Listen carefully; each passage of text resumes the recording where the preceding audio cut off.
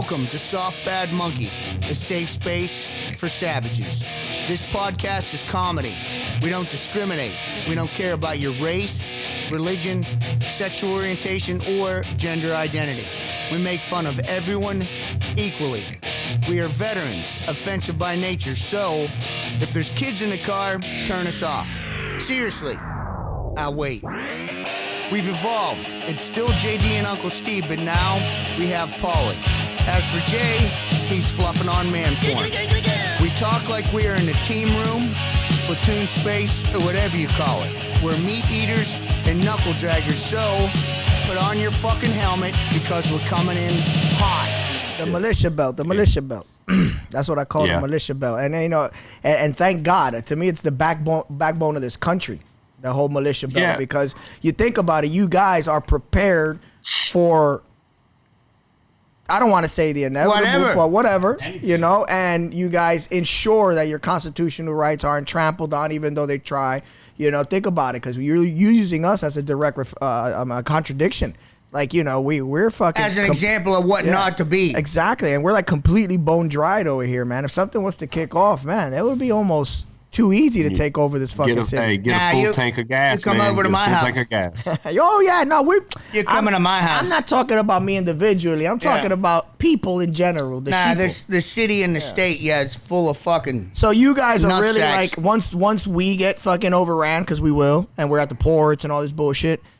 Everyone is gonna run to you guys, motherfuckers that were making fun of rednecks, everybody's running to the hills and the swamps to you motherfuckers, and you right. Hey, now we're cool. You'd be like, now we're cool. You got a Soft Bad Monkey shirt on. Come on. All right, come on in. You got a Soft Bad Monkey. Come in. Well, you gotta send it. You gotta just fucking send a podcast shirt. Come on, we're good. Yeah. So I don't belong to any militia or anything. I have a core group of personal friends whom I trust very with my life and with my family's life, and they feel that way about me. Same here. And we don't have anything, I'm not going to say organized, but it's we have discussed it. And you know what I'm saying? We have discussed what if scenarios, and okay, well, if that happens, what are we going to do about it? And then we've come, I guess you'd say contingency plans, but it's not, you know, the problem is when you get these named organized militias that they call themselves that, when that's not really what they are. That name is more of a facade to where they're more of an actual and idealistic group, and they give people like me and what y'all would be if y'all were in a place that, you know, whatever, it gives us a bad name, because the word militia is in the Constitution, Second Amendment. So yeah, I mean, it's there. So it's not they now in 2020, and it's been this way for a while, but the word militia, and I think it goes back to 93, around the Ruby Ridge time frame, 92 or 93. I think the word militia has been hijacked to where now a militia automatically means like right-wing white extremists. Right-wing white extremist group, you know, and that's not what a quote militia. We're all supposed to be. It meant the militia was us, everyone, meaning your neighbor, the person, your dentist, the guy at the post office. That's supposed to be the militia. It's everyone, because if you look back and who fought the Revolutionary War, it wasn't soldiers, it was farmers. It was bankers. It was, anybody and everybody in a walk of life. They're the ones who fought and shed blood and took up arms. So it wasn't, you didn't have to be this organized group. No, they put down their pitchforks and picked up a rifle. You know, I think labels and the names should be moot points. You know what I'm saying? Because anybody throwing out labels and names to make it a point of contention for any type of dispute, argument, whatever it is, they're definitely there to fucking troll you motherfuckers. You know what I'm saying? And so you get the media to thank for that. Yeah, fuck them. They fuck anybody. Yeah. Fuck everybody. I don't care. We are who we are. You know what I mean? And we all know the media's only trying to push a certain agenda. Yeah, the fuck out of here. Whoever paid those motherfuckers the most, that's the one. Me and my bros will come and fuck your shit up. How about that? Yeah, you want to put a name on that? Go for it. We're still gonna fuck you up. Right. Well, and what their goal is, the media, as far as what we're talking about, hey, Dave, the more they control the narrative. Dave, hold that thought for just a second. In case you're joining us a little bit later in the conversation, this is Dave Baker. This is a Soft Bad Monkey podcast with your host, Jason Delgado, Steve Ralston, and fucking David Baker from the Just Fucking Send It podcast. Cause shit just got hot. Shit just got hot. And we got fucking Bill Loftus over here. You can't see him because he's off camera. He fucking reaches out, grabs a bunch of guests for us. Anyway, Dave. And he smells like nacho cheese. He does smell like nacho cheese today, which is a little bit fucking weird. But Dave, it is delicious. And delicious. It's like freshly baked nachos. Right. It's sexy, bro. Yeah, that's what I'm talking about. I couldn't tell, but I'm going to take Jason's word for it. So anyway, Dave, you're 100% correct. Every single citizen fought the Revolutionary War. And if you think about it, they took Ben Franklin to place in a leadership position to get citizens ready to defend against the British. And this guy was as far removed from a soldier as you could possibly be. He was a printer. He was a scholar. He was a printer, a scholar, and a learned guy. And he wasn't academic. Exactly. He wasn't even interested in fighting a war. However, he was definitely not willing to lose his freedom. And it's been stripped from us. What Ben Franklin and a lot of them did was he took his actual talent, and then instead of picking up a rifle, he knew that he would do more damage by using his brain rather than using his hands. And so what he did was he changed he changed minds. He molded opinions in a good way, because that's what the media does today. But he molded opinions in a good way. He motivated and made sense to everyone. Everything that Ben Franklin and all of the likes said, that he was more powerful than any man with a gun. Franklin started the post office and Talk into the mic. Used the there you go. He actually invented the odometer and actually used that to get the shortest routes for the post office. But what was then transpired during the American Revolution was, okay, if we actually need to rally the troops and go from town to town, city to city, he knew the quickest way actually to do so. So the committees of correspondence were definitely utilizing that, and that was kind of another way that he used his brain that really helped America and kind of connect, all these separate villages and separate towns. Cool. I'm glad you got this guy on. Who the fuck is this guy? Yeah, who knows? Fucking keep going, Dave. I like this guy. No, I like Can you see him? Can you see him? Turn the camera I saw him towards earlier you. when we first got Can you started. see him now? Look at him. Yeah. No, I can see your right hand. I saw his hand. All I can see is just to your right. That's all right. We'll take a picture of him naked for you. A little bit. There you go. How about you got him now? Hey, yeah, there he is. That pretty face. There you go.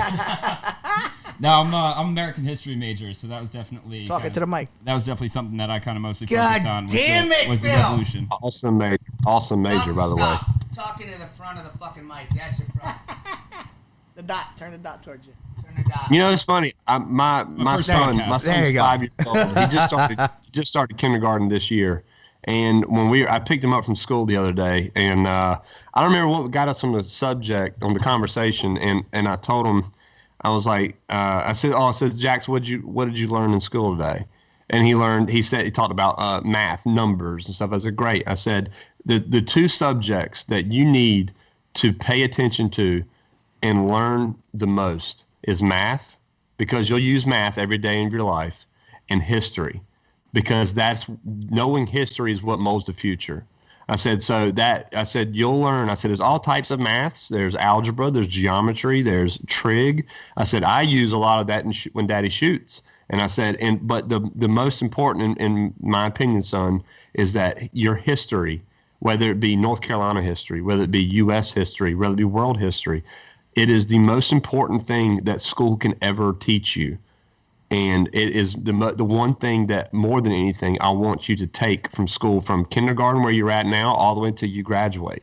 But do you feel there needs to be a point to be said that a lot of it has to be pursued almost at an individual level and not an institutional level? Because a lot of what's taught is almost incorrect. In 2020? Yeah.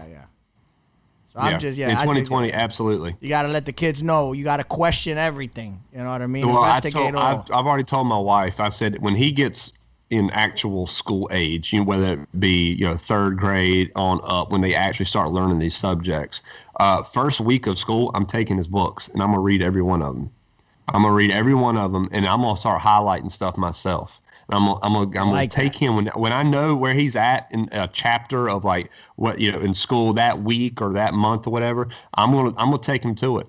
And I'm going to say that, son, this is what they're wanting you to learn.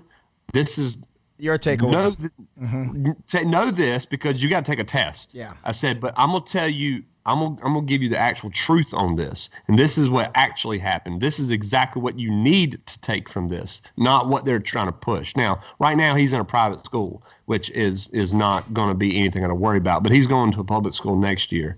But the good thing is, the public school he's going to, it is a K through 8, so it's not just an elementary school. It's K through 8, and it is like a public private school. It's like a charter school. To where. It kind of is. You would think it's not. It's a normal public school, but I know the teachers there. I mean, we all live in the same community here out here on the outskirts of our town, in the country and everything. They're all good people, and they are all like red-blooded Americans. So the deal is a lot of the funding for the public school system comes from the real estate taxes of the local community. So you guys are probably in a decent area to where you guys have a really good working relationship with the public school, and their needs are met. You know what I'm saying? Over here, everything is subsidized income.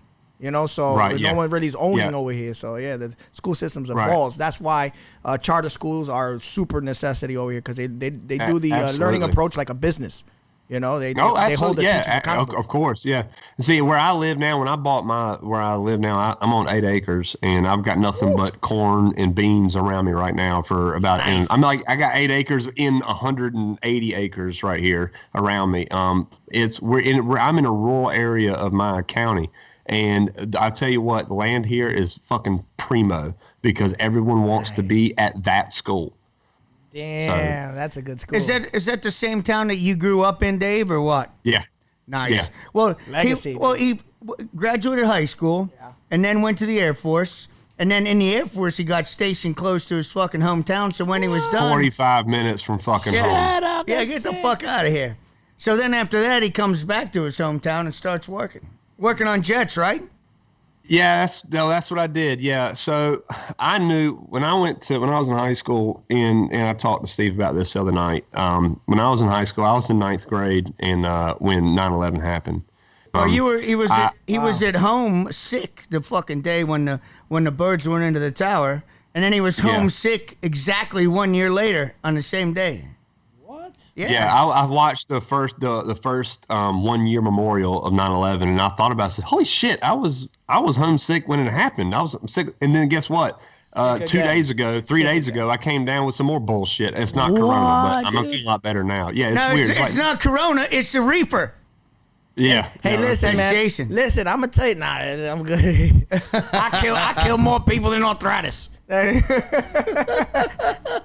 I kill more people than tinnitus. Listen, I'm crazy, man. I think this shit is all a fucking algorithm, man. This shit is all coding, man. It's just a different frequency that we just Yeah, exactly. I believe that shit. So for you to get sick roughly around the same time every year, I think it's a thing. You ever heard of like family curses and stuff like that? Or, maybe you attach that shit to yourself that day. You know what I mean? To feel that every time so you don't let it go and you remember it. And funny, I mentioned to my wife today because I was talking about it. I actually mentioned this very same thing, that how I was sick on September 11th, 2001 and 2, and then 20. And I said, there may have been a year that I was also sick in between now and then that I just don't remember, that I didn't kind of put the correlation together or whatever. But it's crazy. You were still in the military and you was drunk, Yeah. Right. Yeah. No, I killed everything. Look, as much shit as I drank, dude, I could literally, Ebola had no chance. So you couldn't tell if you was sick or not, but you was throwing up. Dude, fucking jerking off with a fucking handful of green alcohol. I mean, come on, you're not going to catch nothing. I should have, look, I've got down in my fridge right now, I got a couple gallon jugs of apple pie moonshine. Of course you do, Dave. A buddy of mine. Because he lives in fucking North Carolina, that's why.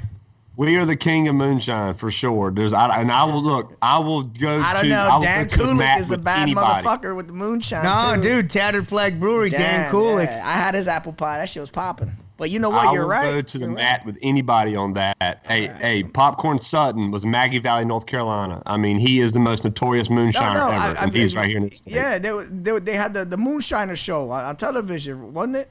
Yeah, that's fake. Fuck. No, I know it's fake, but I remember the name Popcorn, though. You know what I'm saying? So Popcorn was real as fuck, though. Popcorn died back in like 2000. What was it, 2006 or 4? So I can't remember which year he died, but that was the OG. That was the OG of moonshine. But he was on the show too. That's what I'm saying. With I don't know who it was. If it was an apprentice or his son, a bigger kid. And I remember when they died, they made a whole big thing of it, man. And then they wound up going legal. They went legitimate, and they started making the moonshine legitimately. So my moonshine plug died 2 years ago. So I bought a bunch of it. So what he made. Excuse me, I'm drinking beer. I don't do podcasts without drinking beer. Don't care, man. Keep burp all you fucking want, man. You're not going to hurt all your fucking feelings. I'm smoking pot, dude. It's cool, man. Jason's smoking weed. I'm dipping Copenhagen. Bill's got a mouthful of something, I think. And he's sitting on his thumb, because that's his thing. He does. He's got his fist in his ass right now. We had to move it so you couldn't see it. Yeah. Hey, one in his mouth, one in his butt, and then he rotates. Yes. Right. So, and you got to tell us about the fucking double Dutch rudder too, but after the moonshine.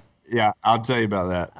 So my moonshine plug died. He's an old man, and he died of cancer, and it was it's literally I can run my lawnmower off the shit. It's so strong. So I got the white lightning from him, and then I just make apple pie out of it. So he just makes straight corn liquor. Like that's what he did. And then I made apple pie out of it. And so what I got down there right now, it's had 14 cinnamon sticks in each jug for 2 years. So it's spicy as fuck right now. So you got that special reserve. And he uses that as the foundation for his shit. This guy fucking made straight up corn liquor. I'm getting a buzz just saying that fucking word out loud, man. Straight up corn liquor. Hey, you gotta say it right. It's cone liquor. Cone liquor. Cone liquor. Cone liquor. Cone liquor. Damn. Yeah. So that sounds very perverted too. I'm a cone liquor. I'm like, yeah. I heard that about you. Oh shit. My pictures of fucked up feet. You just took a whole new meaning. Can you do fucking cocaine and drink fucking moonshine? Hell no. You're gonna go blind, dude. No, you can't. I can't. Can you? I'm not. I'm gonna let you do it first. That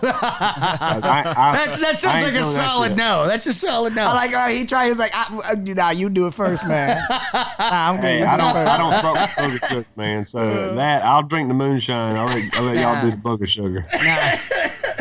Nah, I had to give both of those things up. So I'll take your word for it. Colombian Cooper Bust. But back what we were talking about, 9/11 happened, and I knew then I wanted to feel like I did my part. And I was, at the time, I loved jets. I'd been to all the air. I mean, I'm in North Carolina. We've got Seymour Johnson Air Force Base. We've got Cherry Point. We got Camp Lejeune. Yep. You know, we've got all these military bases here. Norfolk and Oceana is not very far up north in Virginia. So I was like, what am I doing in the Air Force? So I said, well, I build cars. I had, cars that I'd worked on and stuff like that I enjoyed. So I was like, well, if I become an F-15, if I can work on an F-15, Lord knows what I could do on a damn car. Well, so that's what I did. I joined up to be an engine troop on the F-15s. And I told my recruiter, he's like, well, where do you want to go? I was like, I want to go to Lakenheath, England, Kadena, Japan, Ramstein, Germany. I want to go to, Elmendorf, Alaska. He didn't tell me that Seymour Johnson Air Force Base in Goldsboro, North Carolina had more F-15s than anywhere else in the fucking world. So that I ended up, you do your dream sheet in basic training, and that's exactly what that shit is a dream sheet. And Tell me about basic training. You made a comment about you've been to harder soccer practices in basic training. All right. Is that accurate? So basic Air Force BMT. Now when I went through, this was in 05. This was I went in November of 05. We were actually the first flight. We were a test flight, which I don't know what they're called in basic training in other branches, but whatever. I was in flight 115. The physicality of Air Force basic training, and I'm sure it's probably no different. It's probably worse now.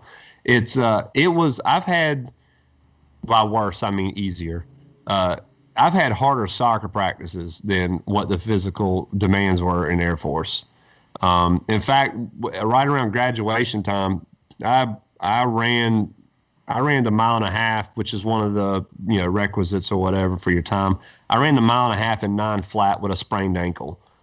And I'm not some like stellar athlete or whatever. I mean, you guys can see me. I'm not, I'm not the physicality model that you jump off a magazine or anything. But he doesn't look like Rudy Reyes.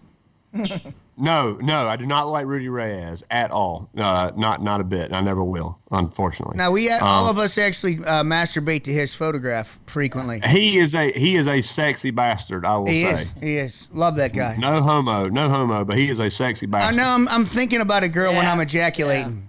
Yeah. No, okay. Most of the time. I let him bring me there, but I don't let him finish me. Yeah.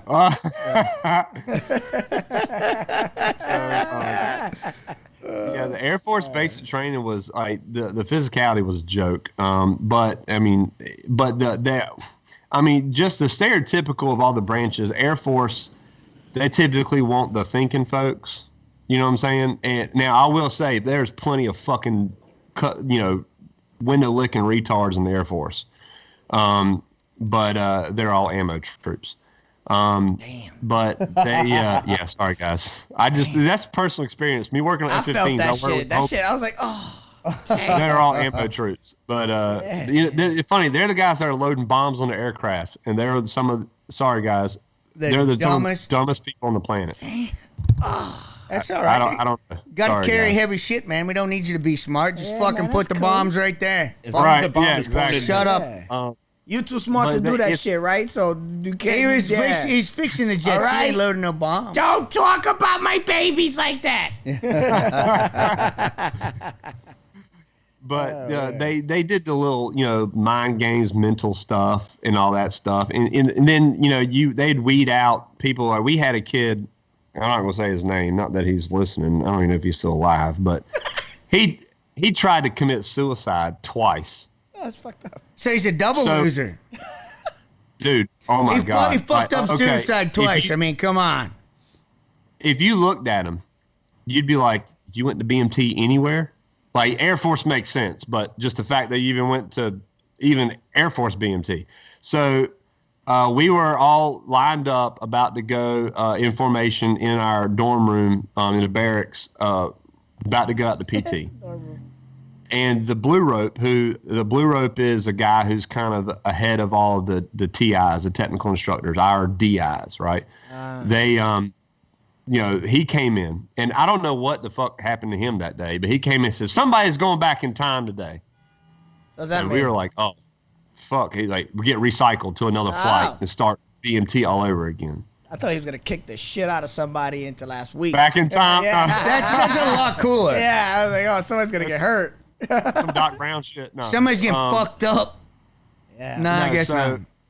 They asked our flight chief, who he's probably the biggest stud in our flight or whatever. So who's it going to be? And so he was like, I got to pick him. He was like, yep, you're picking him. Executive decision, son. Make one. Then it's me. It was. Then it's me. Which I'll go. I thought was a pretty shitty move.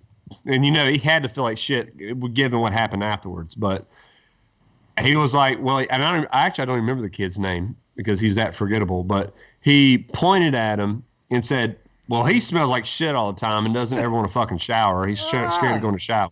Peered out. Damn. So he was like, all right, you're going back in time.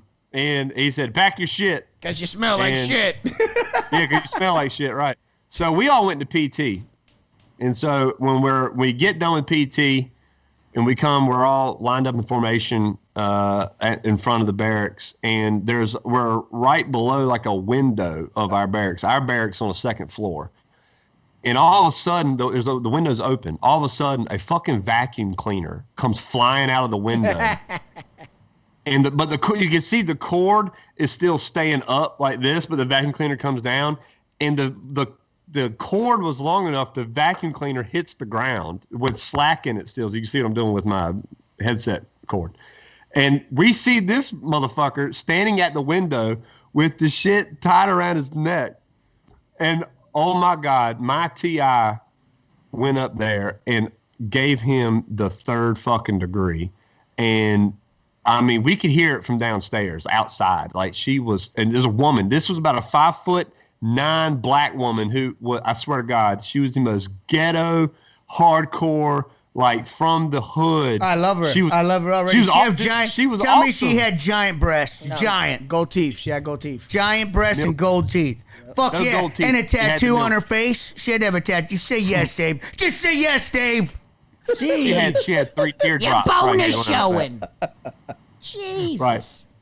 She goes up there and she lays into him. Okay, so then we see her and him and the blue rope coming out and by themselves. Then we go up or whatever. Well, I don't even remember how we found out, but we got word that as he was sitting on a bench outside the office of our blue rope, he jumped off the bench. No. Yeah, about as effective as a vacuum cleaner. He took a pen, like a Bic ink pen, and stabbed himself in the neck, but missed his carotid artery. Nice. And just had a damn pin sticking in his neck. So, when in Air Force, he got a cool tattoo out of it at least. Yeah, something. Who knows? He probably said it was a bullet wound. I don't even know what to say about that, dude. Man, that's a special kind of stupid right there. Super special, dude. Wow. Dude, I mean, that's professional level major league stupid. But what he didn't realize, those are the guys that load the bombs on the plane. Yeah. No, they're not that stupid. All right.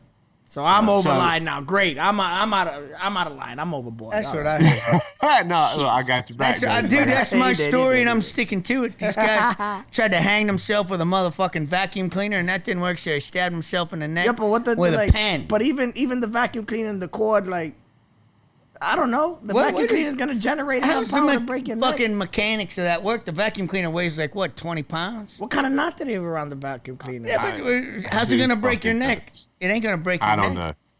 Like, what was... He didn't make sense in any of it. You're right. He was just dumb. You're right. But what he didn't realize is when you're in the Air Force and you're going to... If you're going to be... Let's say we had a kid that tested positive on his drug test the first night there. So about 4 days later, they came and grabbed him up and took him. When you are going to be kicked out of basic training, you get sent to the 319th Squadron. That squadron is like purgatory for Air Force BMT. So if you were to finish BMT, you would finish a lot faster by finishing than and get out of BMT than if you had done something stupid and basically gone to the 319th, because they're just going to hold you there for like 6 months before they actually send you home. So it's like purgatory. But how much free time you guys have in basic to do drugs?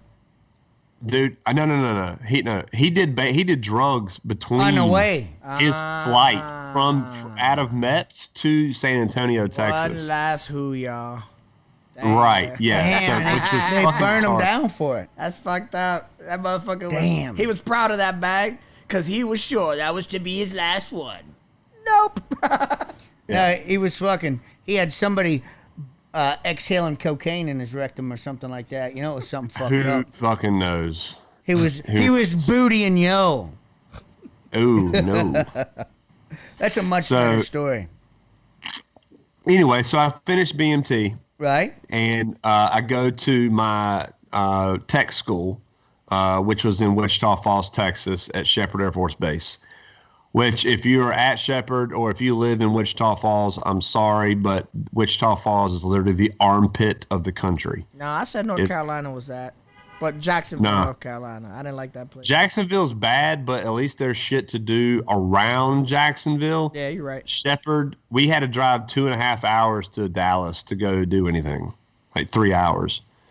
So, but Shepherd's horrible. I got one place worse than that. It was where I went TDY to Mountain Home, Idaho. That's the asshole of the country. Like, that's the wrinkle penny of of the country. We prefer balloon knot or purple starfish. Purple starfish, I like it. That's what we're going to go with. We'll go purple starfish? Okay. So about a month into that, they come dropping orders of where you're going, and I'm all excited and everything. I'm hoping my dream sheet worked and all that shit. And they tell me Seymour Johnson Air Force Base. I'm like, that's 45 minutes from home. Holy shit. He's like, it's a family here, losers. His last week, he was like giving everybody the middle finger. Yeah, fuck you. Yeah, but he manages to talk to his fucking, what is it, your crew chief or whatever? Dorm chief, his dorm chief, and he gets fucking BHA and fucking BAQ. Oh, that's badass. Oh, yeah. It's a fucking E1. Tell him the story, man. It's good shit. You were like the first one ever. Oh, yeah, totally. Yeah, I'm pretty sure I was the first. I was at one time the highest paid single, like non-married E1 in the Air Force. I believe it. Motherfucking one. Yeah. Nice. I didn't have a single stripe on my arm at all. And you wasn't married, right? You wasn't No. married, right?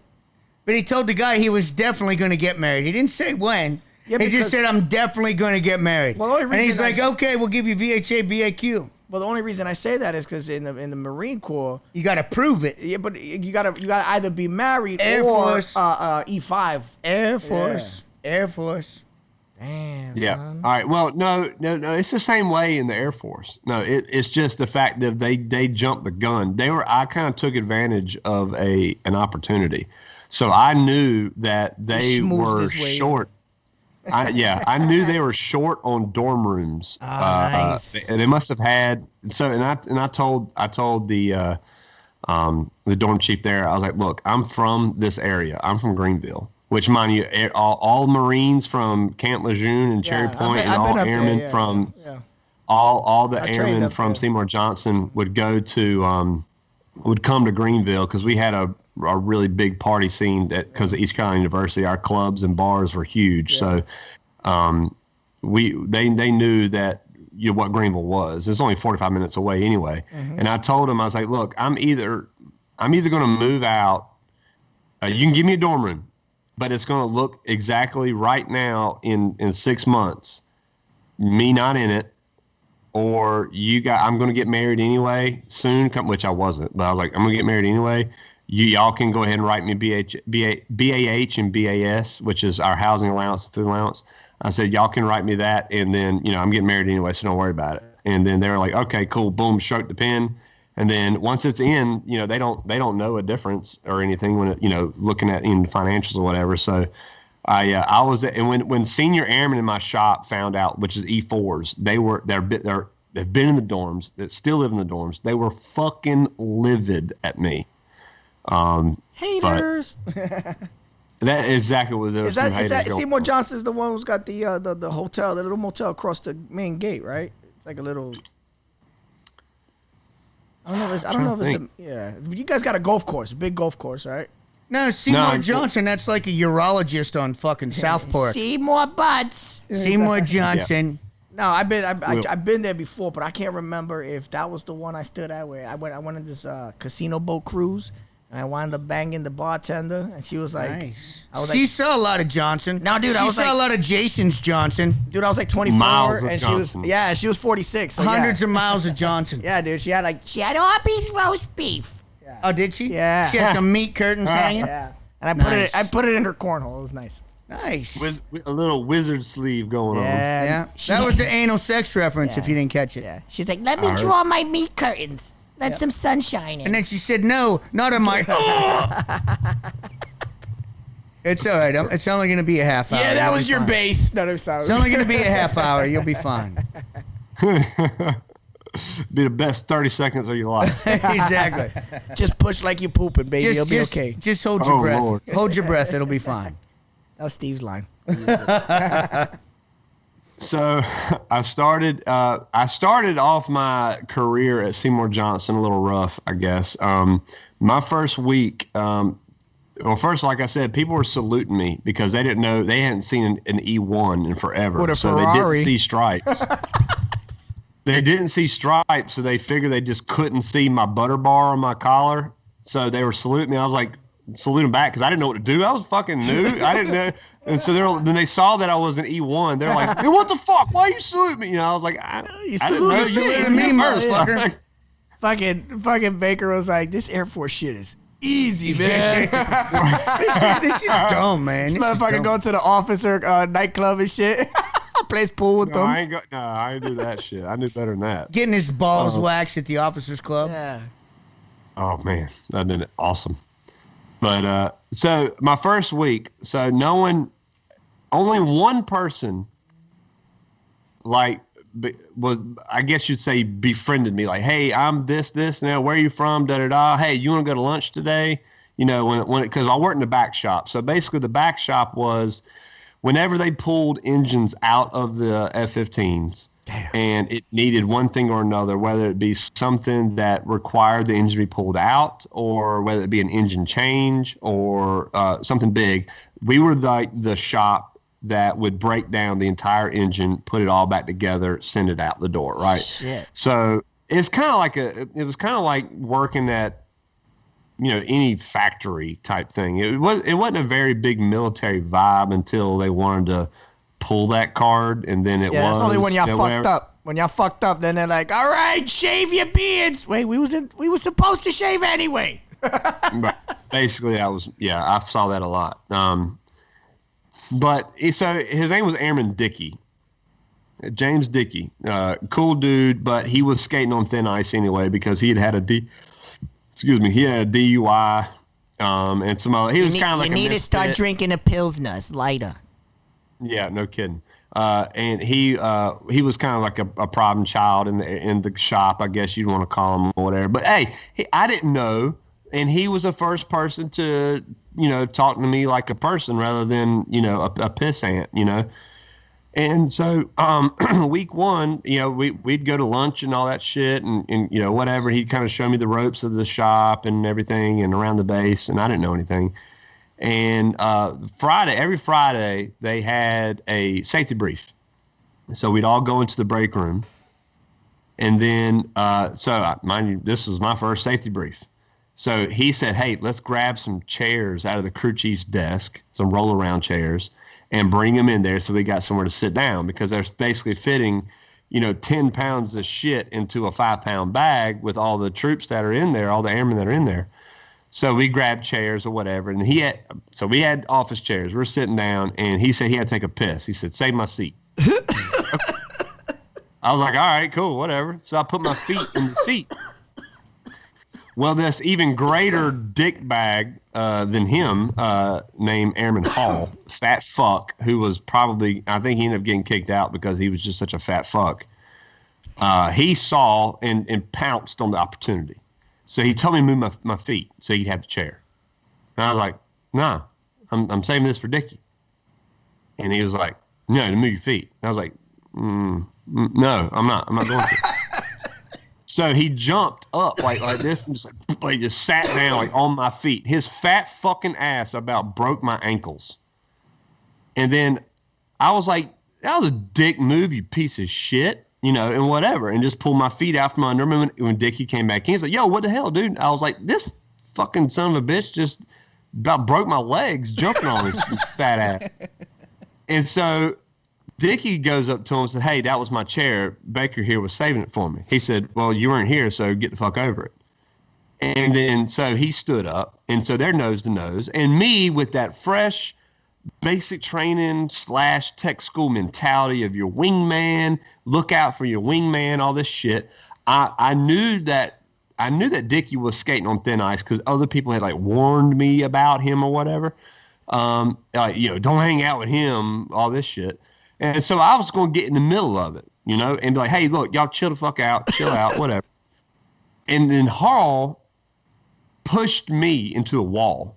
Now, mind you, I was 145 pounds. He was probably 245.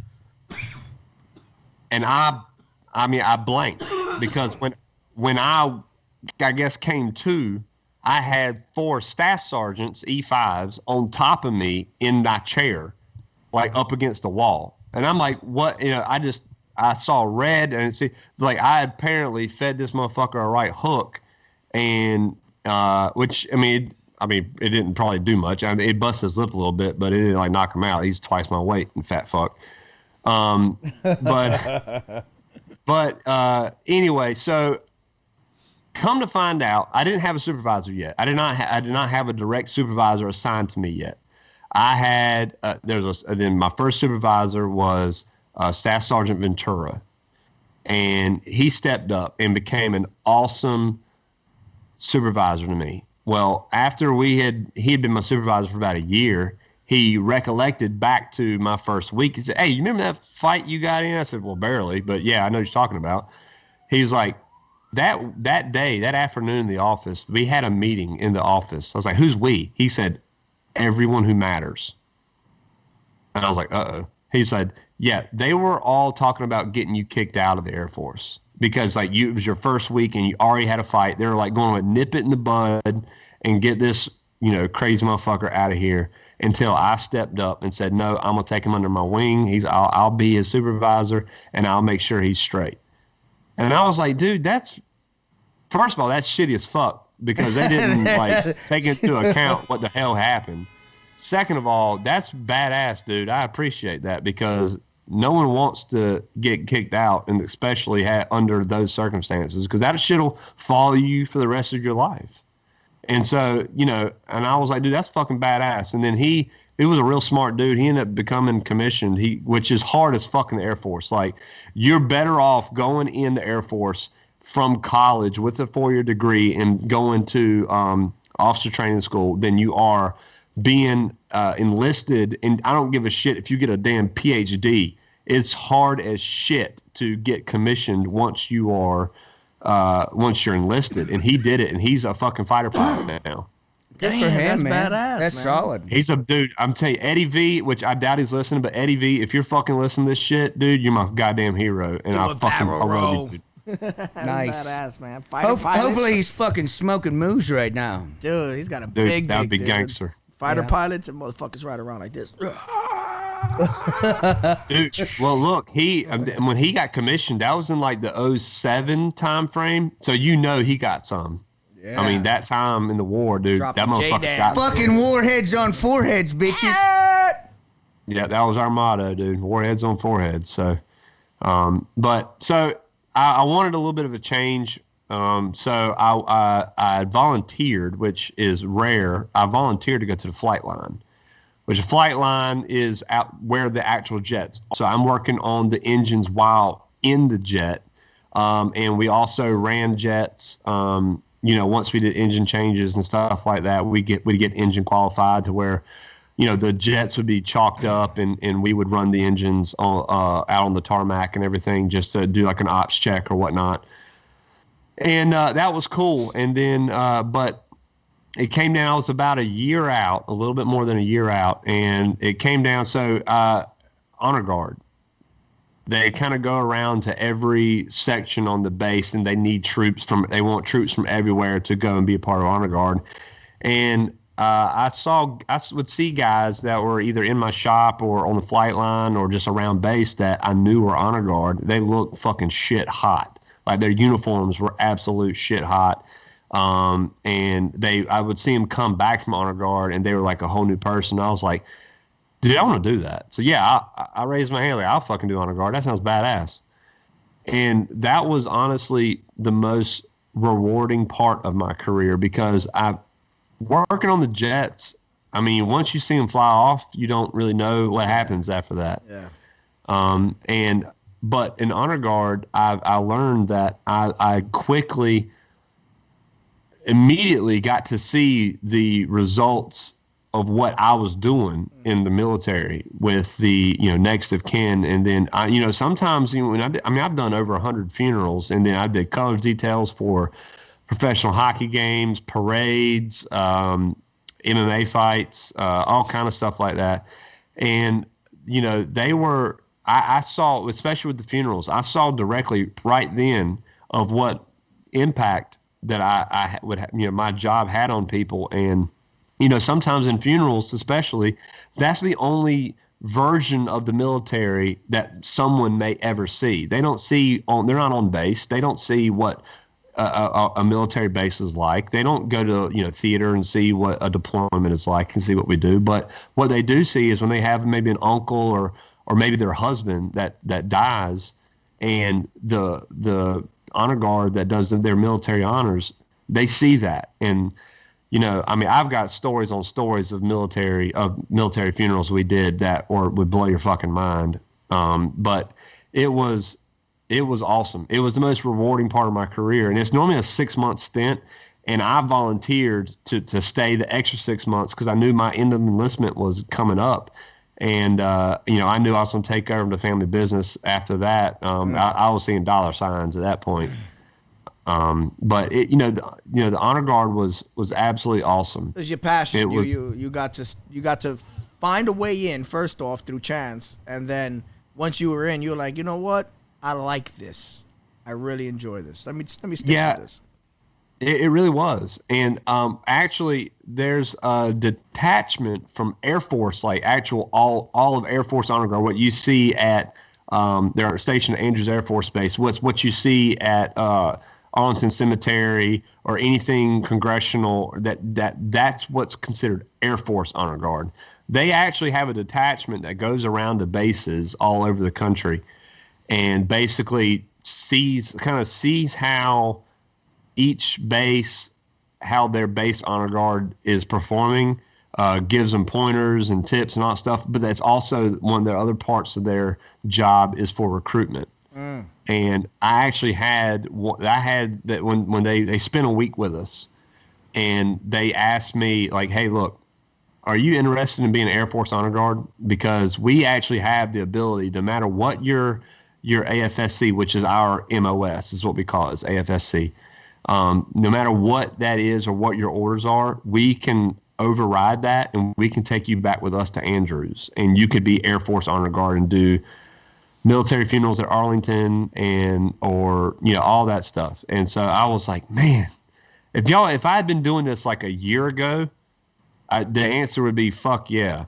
I said, but dude, I'm like 3 months from being out, and and I don't regret that. Not doing that as much as I do my last supervisor, which was Richie Allen. Shout out to Richie, one of the coolest people I know from Blackshear, Georgia. I mean, you think I'm fucking country? This motherfucker fell off a damn turnip green cart. I mean, way country. He said turnip green cart. He did. That's what I heard. Turnip green cart. I don't even know what the fuck That's that is. exactly what I said. But it sounds country. Yeah.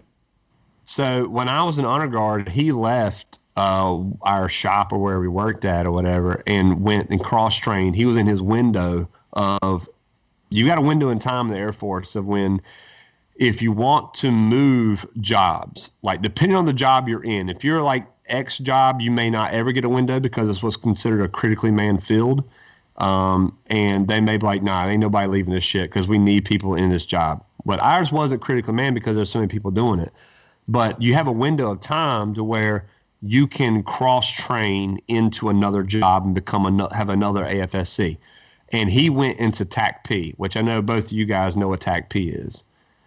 They become JTACs. So he came back and was like, I'm trying to do my impression of him. I was like, hey, Baker, man, if I can fucking do it, you guys can do it. You can do it, man. I want you to come be TAC-P because that's the real Air Force. See, what it was he graduated, and he was in limbo of time of when he was supposed to report to his new duty station. So he came back in like November, but he wasn't supposed to. He finished TAC-P school in November. He wasn't supposed to report back to his new duty station until January 1 or something like that. So he was like, he would come back and play bubbles on the computer. He would tell everybody to suck his dick because he had his beret now. He don't give a fuck what anybody says. But you can suck my dick, see my hat, fuck you. Let me play my bubbles. I watched him do that to an E7. Like literally, I saw him do it to a master sergeant. And it was no shit. Sorry, what? Suck my dick while I play these bubbles. Right, exactly. So, and you could tick them balls while you're doing it. But I like this guy. Dude, Richie's the fucking man, dude. He asked me, he's like, dude, you need to go. And I was like, man, I'm about to be out, dude. I just had Air Force Honor Guard ask me to go there. Man, I don't know, man. Like, I don't know if I could make it. So, dude, if I can make it, you can make it. You can run for fucking days. Like, you're good. And I was like, man, I don't know, dude. I'm ready to make some damn money getting out of here. You know what I'm saying? But that is my only regret. And when I'm gonna tell my son, if you ask him today what he wants to be, you'll say his name is Jackson. He goes by Jax. Jax, what do you want to do when you grow up? He'll say a Green Beret. He wants to be an ODA. I'm not quite sure if he knows exactly what the fuck that is, but well, he knows you know what that means, right? He wants to fucking drink beer, murder motherfuckers, and fuck fat chicks. That's what that means. He wants to peel money and touch bitches. Right? So anyway, I'm gonna tell him, son, if there's something you want to do, if you decide to go the military route, do everything that you can do. Meaning, if there's a new training that comes available, that up to you, that's to come available to you to do it. If there's a new job opportunity that's bigger and better than what you're doing, take it. Because I regret not doing that. I would love to be attached with, whether it be a SEAL team or whether it be some, MARSOC guys or whether it be some recon guys or ODAs, to where I am the Air Force liaison. I would have loved, now looking back now, if I had been the man that I am now back then, which I am not, I would have jumped all over that. But you're doing pretty damn good, might I add here. Okay, tell the people about your podcast. Let's hear about the podcast. Okay, so yeah, the podcast. I'm a podcast junkie. Just fucking send it, by the way. The Just F Send It podcast, and before I get going, the reason why I named it that is because everyone knows like the term "send it" or whatever. Well, me, the type of person I am, whether it be for shooting, whether it be for just anything in life, it's like, fuck it. Just fucking send it. You know what I'm saying? Like, we'll see what happens when we see it, when it happens. You know what I'm saying? So I was like, well, I'm just going to add just fucking to send it. And that's what it became, or the Just Effing Send It podcast, You can say fuck. No, I know, but I purposely did not name it fuck. I named it effing just for like the PR purposes, for anywhere else I were to say it, So it is effing. Yeah, it's effing. Yeah, but I like saying fuck. Send it. Yeah, I know everyone knows you like saying fuck. Steve. Okay, we're good with that. Now, just want to be if clear. you listen to my podcast, you realize that I do too, and that's the problem, is that I have a very dirty mouth, and it's I've actually apologized for like episode 3 or 4. I was like, holy shit, I listened to myself. Oh my God, I'm sorry. I got a dirty ass fucking mouth.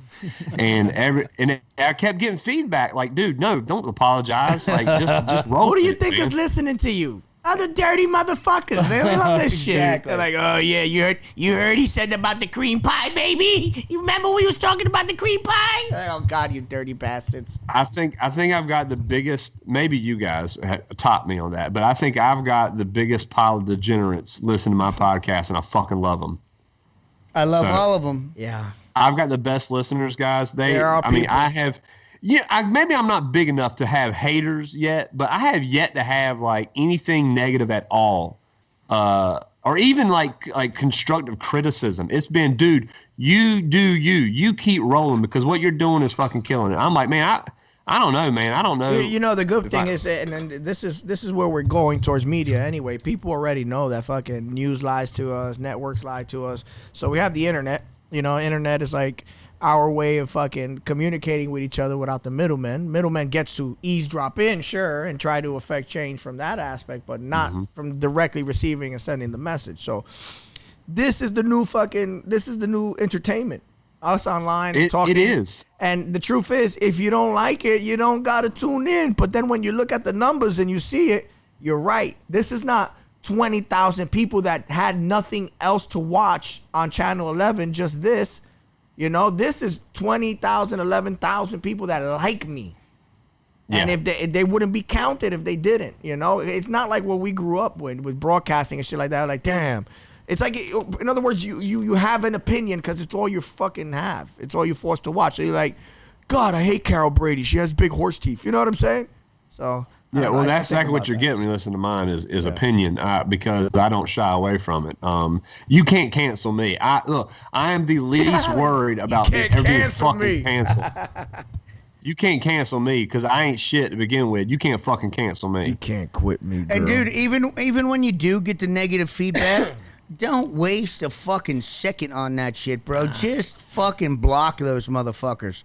I'm not even gonna block them. Any of that negative shit, just fucking block it. Don't pay any attention to it. Who cares? I know. Look, what got me into podcasts is I'm a podcast junkie myself. Like, I've actually listened to you guys for a long time. Like, I've listened, I mean, Jason, in fact, which it wasn't that long ago, but your episode. Oh, yeah.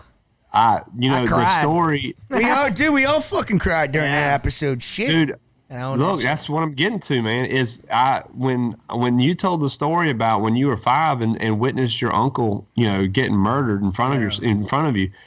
Dude, I was like, man, what fucking ninja is cutting onions around me right now? Because this is fucking shit, dude. Because, my son is 5. And I'm thinking to myself, like, what the fuck? Yeah. I'm not even putting myself in that situation. I'm putting his son. Kids was there next to me. My cousins were sitting right next to me. His children. Yeah. Imagine that shit. Wow, man. It fucking killed me. And even when you were talking about, when you talking about the Cobras, when y'all were in that shit ditch you were in. It's a bad motherfuckers right there. And you said how they're just angels over you. You just like see the brass. I mean, I just picture I was drive. I'm in my vehicle a lot like during the day. I'm in my truck is like my mobile command center. So I'm like listening to podcasts literally all day every day. And when you were talking about, I was just visualizing just brass raining down out of those Cobras, and that may have felt like manna from heaven for you guys, and it took me there. Like I was there. I mean, in listening, I was there, and it fucked me up, man. I was like, dude, this is serious shit, and it was one of my favorite episodes, Thank dude. You, man. It really and look, by the way, I feel super honored and out of place to even be on y'all's podcast, given the likes of who I'm coming behind, like, even just the Nick Lavery. That's a bad motherfucker. Love that guy. Everyone's seen the picture of the gigantic ODA with the fucking with the damn amputated leg, man. dude. Everyone's seen him. Yeah. I saw that before I knew who he was, and then I was like, oh shit, that's him. I know who you're talking about, right? I didn't know his name. That's the most fucking America picture ever. Yeah, he's a motivator. I jumped out of my seat. Fucking guy, god damn. He's holding his chest rig like this, just absolutely thicker than a cheese biscuit, just fucking gangster as hell, dude. That's a thick ass biscuit. That's what I'm talking about. I got a little bitty man crush on Nick Lavery. I was like, dude, I would stab someone in the neck with a knife just to look like that. I mean, that's just fucking boot camp. I would miss a motherfucker's carotid artery on purpose with a big pen. I would toss a vacuum cleaner at a motherfucker. I would toss a vacuum cleaner out of a window tied to my neck.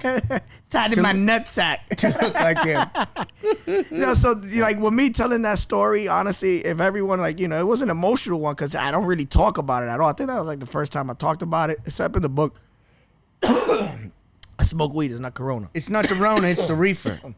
Anyway, so I talk about how it was the convoy operators that were up there, the convoy truck guys that were coming and doing Casevacs or Medevacs.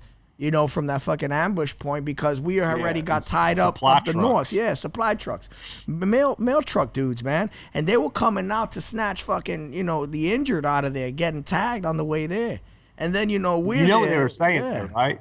They said this was our chance to get some. Oh, yeah. This is our chance to get some. And that's my point, man. Everybody up there deserved it because everybody played a crucial role. If it wasn't for everyone, even down to that mail truck fucking driver, even down to the fucking daggone fucking Cobra pilots, everyone, even down to the 81s that were at the fucking in the fob that fucking launched on that fucking attack point. It was like a perfect symphony of everybody doing their very best. That's all that was. And so I'm saying is you might look at us as being the snipers or the fucking infantry guys or the special operation guys or the ODA guys. But I'm telling you, I'm looking at you guys like, bro, when I'm done, and I'm out of my fucking chest rig, dude. It's you motherfuckers that come hovering over us to give me a fucking breath to go on and do what the fuck I gotta do. You know what I'm saying? That's like the tag team, dude. That's like, I need like 10 minutes, dude. Well, that's the thing about the Marine Corps, right? Is that every Marine is a rifleman. I mean, so whether you do drive the mail truck. Oh, they get it in. Guess what? Savage. I mean, you're a rifleman first. Yeah. Then the mail truck is your secondary job. You're a rifleman first. Yeah. And that's one thing that I think, and this is coming from an Air Force guy, so there's no rivalry in it, but I think every branch should learn that. Yeah. I shoot more, definitely shoot more now. But even then, I shot more on my own time than I did via what the Air Force required me to. Yeah. That's one time a year. You got to shoot. Shoot the M16 in gas mask that's got a billion scratches on it where you can't even count your own fingers in front of your face because you can't see shit. But I mean, it's that. Then that's it. That's just to say they did it, but that's not grooming riflemen. And I don't in the Army. I mean, I'm not going to say. I mean, we came from the Army in 1947. The Air Force split off into its own branch from the Army in 1947. But we have a lot. We're a lot closer. I guess you say related. Where the Navy and Marines are a lot closer related. But I mean, even in the Army. Say that again. Navy and Marines, we're sweethearts. We smell each other's fingers. Yeah, that's fine. Hey, that's cool. Yeah. Hey, look, it's 2020. Y'all can do what you want to do. Thanks, man. But I think every branch should take that from the Marine Corps. It's like, hey, we breed killers first, and then we may put them in a bullshit job. But if they're killers underneath whatever that bullshit job is. So if we need to call them out of that bullshit job, we know what we got. And that's women too. They're crazy. Dude, the craziest women I ever met were fucking Marines. Yeah, they'll bury you. Period. Air Force women, they're and if they're brown, they'll stab you. They're fucking crazy, dog. Love it. Air Force women are trifling. So you're saying there's a need for this because there's a potential. I know all is possible, but there's a potential. You're saying that Air Force men are going to have to be at the front line at some point. Well, I'm not going to say front line because we all have our own mission, and the Air Force mission is, well, it's in the name, it's air. So we're not, now mind you, we do have combat controllers. We do have they changed the name to recon weather. It used to be Air Force, the weather guys. They're no joke. Yeah, they're no joke. Yeah, they're no joke. Yeah, they are. Yeah, too. These guys are badass. Yeah. And even the cops, they do convoys and such like that too. But I don't think that it's because it's inevitable. I think it's because just in case. What does that cost you? Because look, I know how the Air Force, or not just the Air Force, but the military spends money. I know for a fact that they put on Seymour Johnson Air Force Base, because I got fucking wasted with my chief for his retirement party. What Seymour Johnson Air Force Base paid for what is the equivalent of a single wide trailer at the fucking paintball field. When we were all drinking, tapping the keg and shit, he was like, "What do y'all think it cost us to build this?" And which I had a kind of a history and a little bit of construction stuff before I went in. And then another guy who actually worked for a contractor before he went in, we were like, both came to the same number. Like, there's no way, the way it sits right now, there's no way it costs more than $90,000 to build this thing. And the chief was like, "No way, that's bullshit. There's no fucking way it's that cheap." I was like, it's a single wide trailer with like tile floor and couches and a sink, and it's like a recreational area at the paintball field. Seymour Johnson paid $350,000 for that. Yeah. That sounds about right. And it would have cost, if you had built it 2 miles outside of base, it would have cost you $85,000. Because it need the NSN number on it, and that shit right. Is like... So they spend the money there. Okay, so that's where these giant military budgets, defense budgets go to. It isn't the training. It isn't the munitions. It isn't this or that. It's bullshit like that, right? Yeah. So if you cut that out, then it means you've opened up a ton of money to where you could, in every branch, Navy, I don't care if you work on ejection seats of F-18s on a aircraft carrier, or if you are, the services guy in the Air Force that hands out gym towels at the base gym. You can train these people to be fucking killers first. And I think that's what every branch needs to do. The Marines kind of started that mold, and I think that's where the Army, the Navy, the Air Force, even the Coast Guard, they could all be. You could train mold killers first. It costs you ammunition and time. This leads to what me and Steve were discussing earlier today, that we believe everyone should bring conscription back. Everyone should at least do 2 years in service and learn these basic traits. Well, I feel a little bit different. Are you talking about as a civilian, you have to, like Germany does, where you have to be Israel, Germany? But it's 2 years conscripted service, not necessarily in the military, but maybe in the Peace Corps or some other type of service to where you can get out of yourself and be part of a team. Marines, I don't know, something, Coast Guard, anything. And then you get free college out of the deal. I mean, just saying. I just feel like more people need to start mingling together, and they start to get certain skills that are, I guess, survival skills when it pertains to, I guess everything, all shit hitting the fan. Well, personal accountability and no sense of entitlement. Yeah. Well, and I think this hits on a couple different areas. I agree with the end result, because believe me, if we did that right now, what you're seeing going on in this country, it wouldn't be going on. Period. Damn, what that shit is loud. Nah, we're up in Washington Heights on 187. So we'll get groups of kids on fucking 4-wheelers and shit, groups of kids on souped-up motorcycles, people running from the cops, the occasional gunfight. That's some Baltimore shit, man. What y'all got that going on in New York? That's some B-more shit. No, these motherfuckers are pimping out here. Dude, there ain't no joke up here. 700 horsepower fucking SRTs doing donuts. Hellcats and shit doing donuts over here. Yeah, it's crazy. But no, if you had that, if we had a required service, even like you said, even if it wasn't just military, even if it was, the Peace Corps or anything like that, I think the people that we have burning shit down to the ground right now in their own country, I think that it would develop a greater sense of purpose, discipline, and all that stuff, and then it would be an absolute benefit to our country. But on the flip side of that, my libertarian side of my brain is like, I don't feel like the government should tell us I have to do anything. But the problem is that with that line of thinking, there's going to be these assholes that are fucking burning shit down to the ground, looting, destroying, causing anarchy and shit like that. Because that's their shit. That's the only thing they know. That's the only thing they know to do. They answer a Craigslist ad in their area for $50 a day to go and protest shit and burn shit down to the ground with a guaranteed we'll bail you out of jail shit. So that's what kills me. And I do feel as though if everybody, I feel like it should be a sense of duty to oneself, not because they're told to by their government. Yeah. I feel like it should be a sense of duty to their country, not their government, because I'm not a fan of our government. I'm the greatest fan of this country. There's not a country on the planet in the history that's ever as great as this country is. Even right now, when it's at this weird, awkward stage. I mean, we're still an infant as far as the rest of the world goes, but we're at this weird, awkward, like that 13-year-old. Yeah, weird, weird teenage years for sure. Right, you're growing hair in funny places and shit like that. I mean, it's that's where we're at now. But I think it should be not be a last resort. We're like, oh, go to college or you'll end up in the military or be a bum. No, I feel like joining the military, it should be a sense of duty that everyone has innately as an American. You know what I'm saying? And, I don't agree with everything that our military is made to do.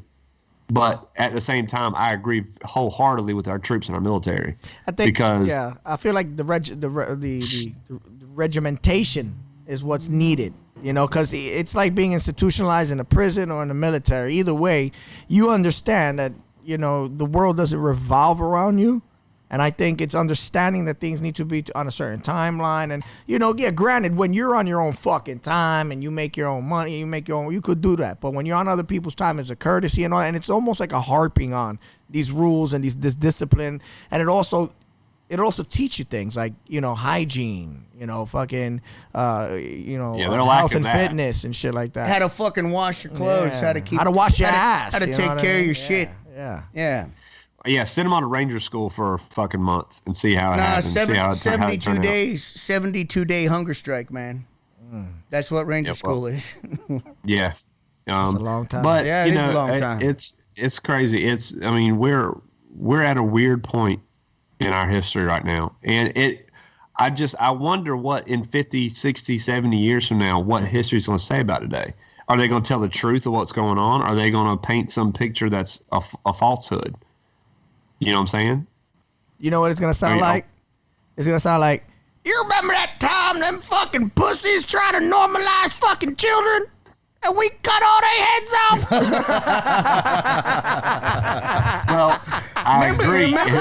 You remember the time the fucking pedophiles tried to stand up and we mowed them down like blades of grass? Then we fed them to the pigs. Yeah, I remember. Their skulls are lining the bridge that goes from Brooklyn to the Queens. Yeah. That's right. That's if me and you are telling that story. Yeah. No, I'm gonna tell that story. I'm wondering what the mainstream thought process of what 2020 is. You know why I'm gonna be the one telling that story? Because I'm like you. I just fucking sent it. I shoot first, ask questions last. Exactly. I'm sorry. Don't come near me, please. Yeah. Exactly. Speaking of which, back to the podcast, I guess that's what we were on for. I told you, Steve, the other night, I will go down every fucking rabbit trail that you put in front of me. And I will go, and I will be talking you. about aliens by the time it's all said and done. Jason loves aliens, That's my by shit, the way. dude. That's his shit. My shit.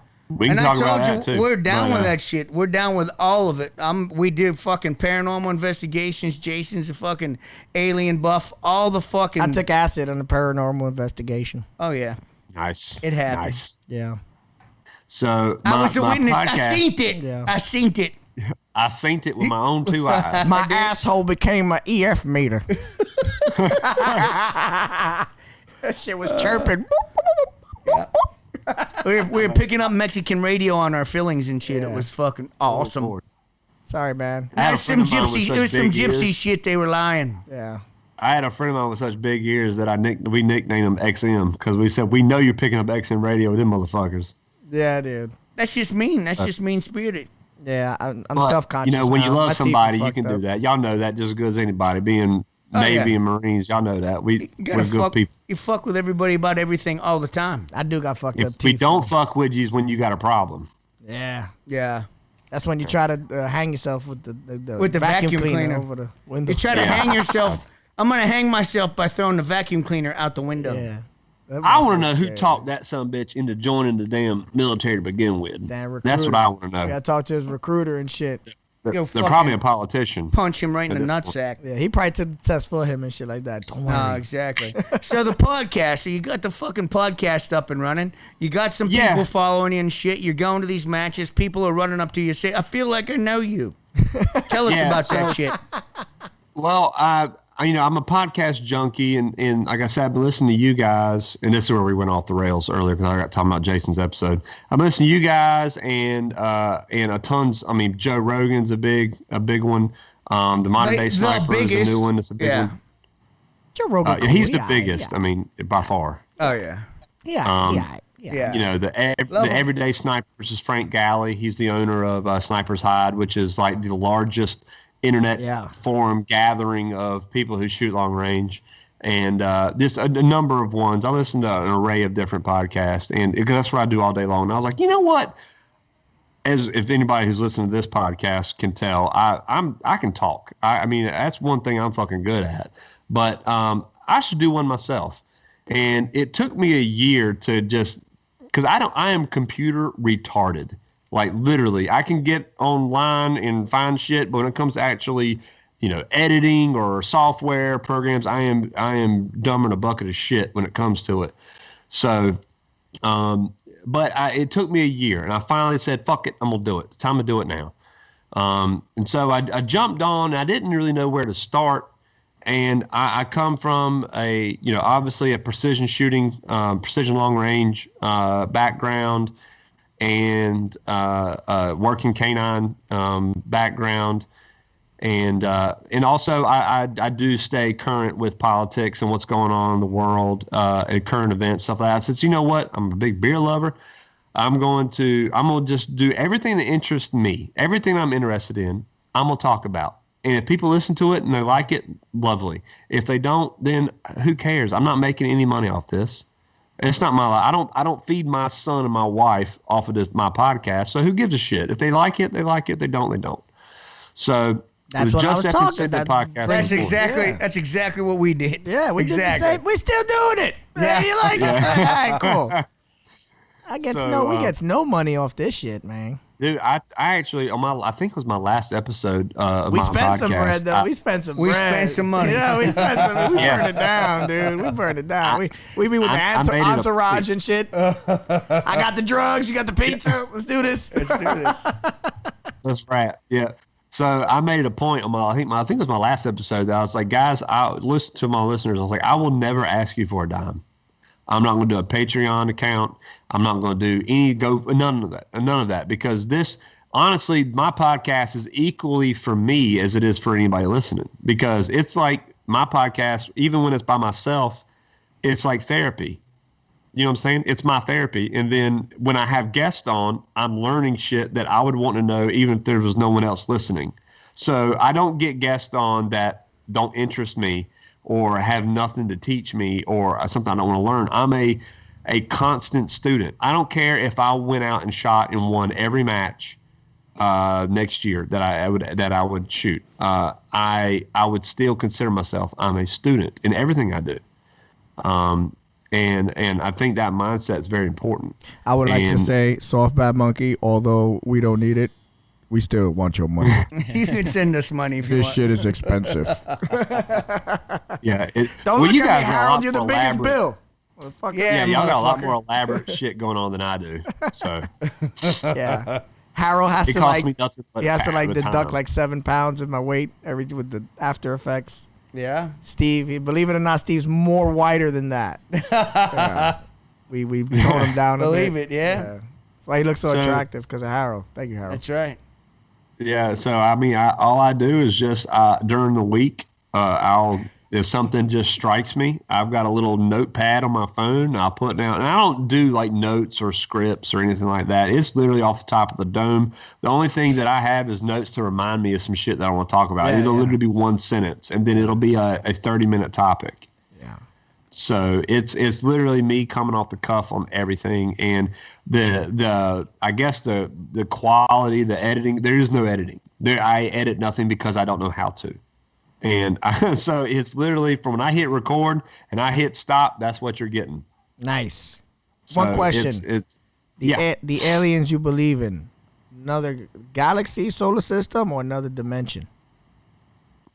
I feel humble enough to say I don't know, and I don't think any of us can know yet. But I do believe they are there.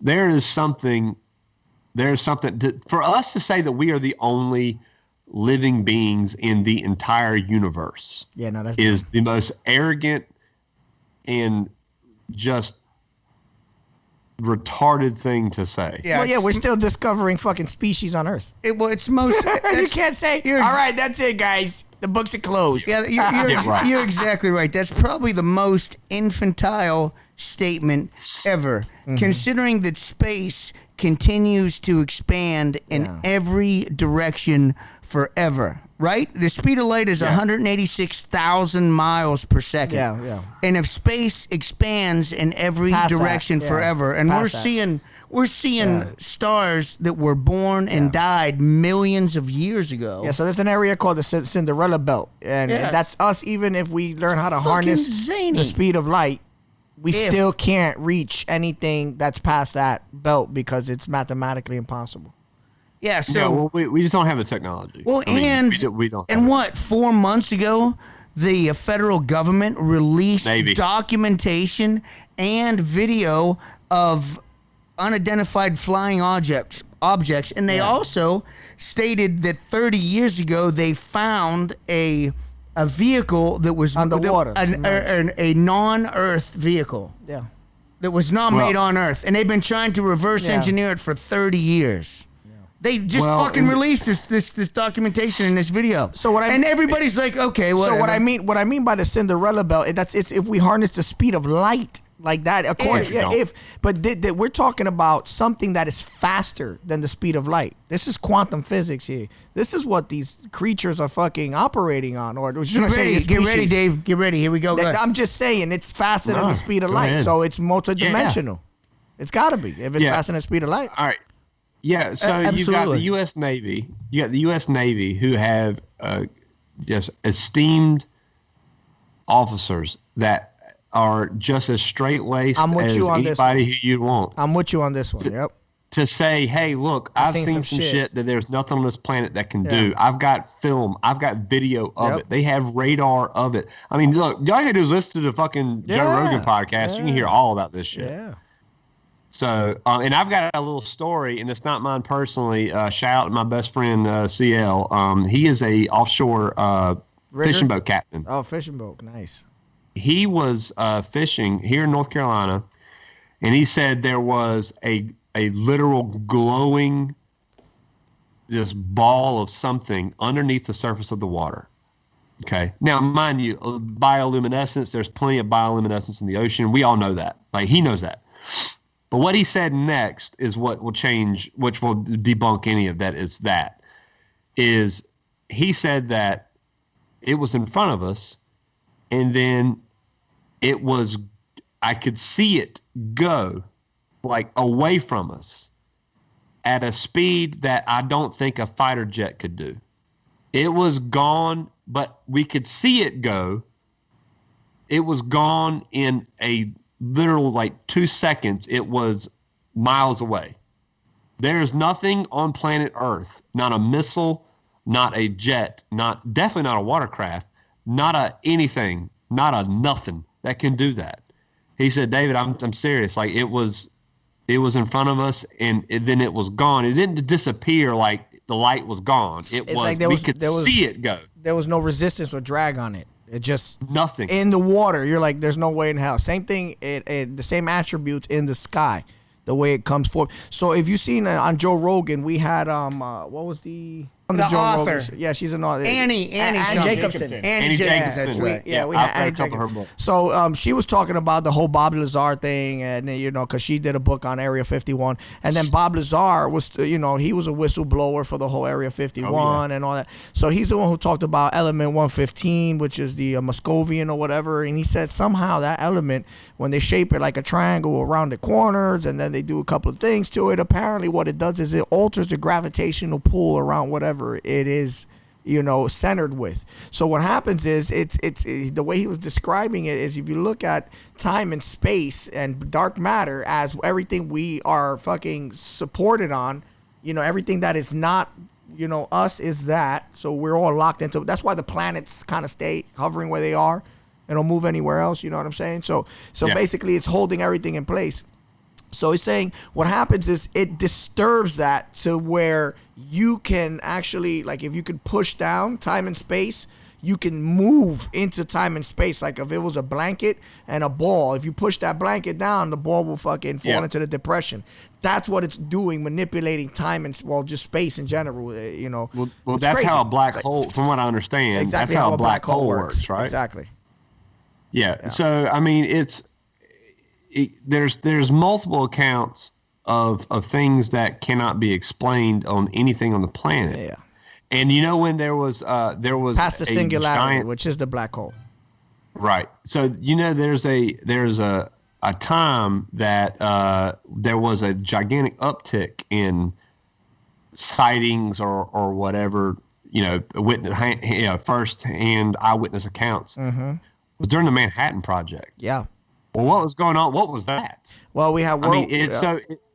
Go on. Yeah, I mean, it's like you've got these. Let's just say that we know it for a fact.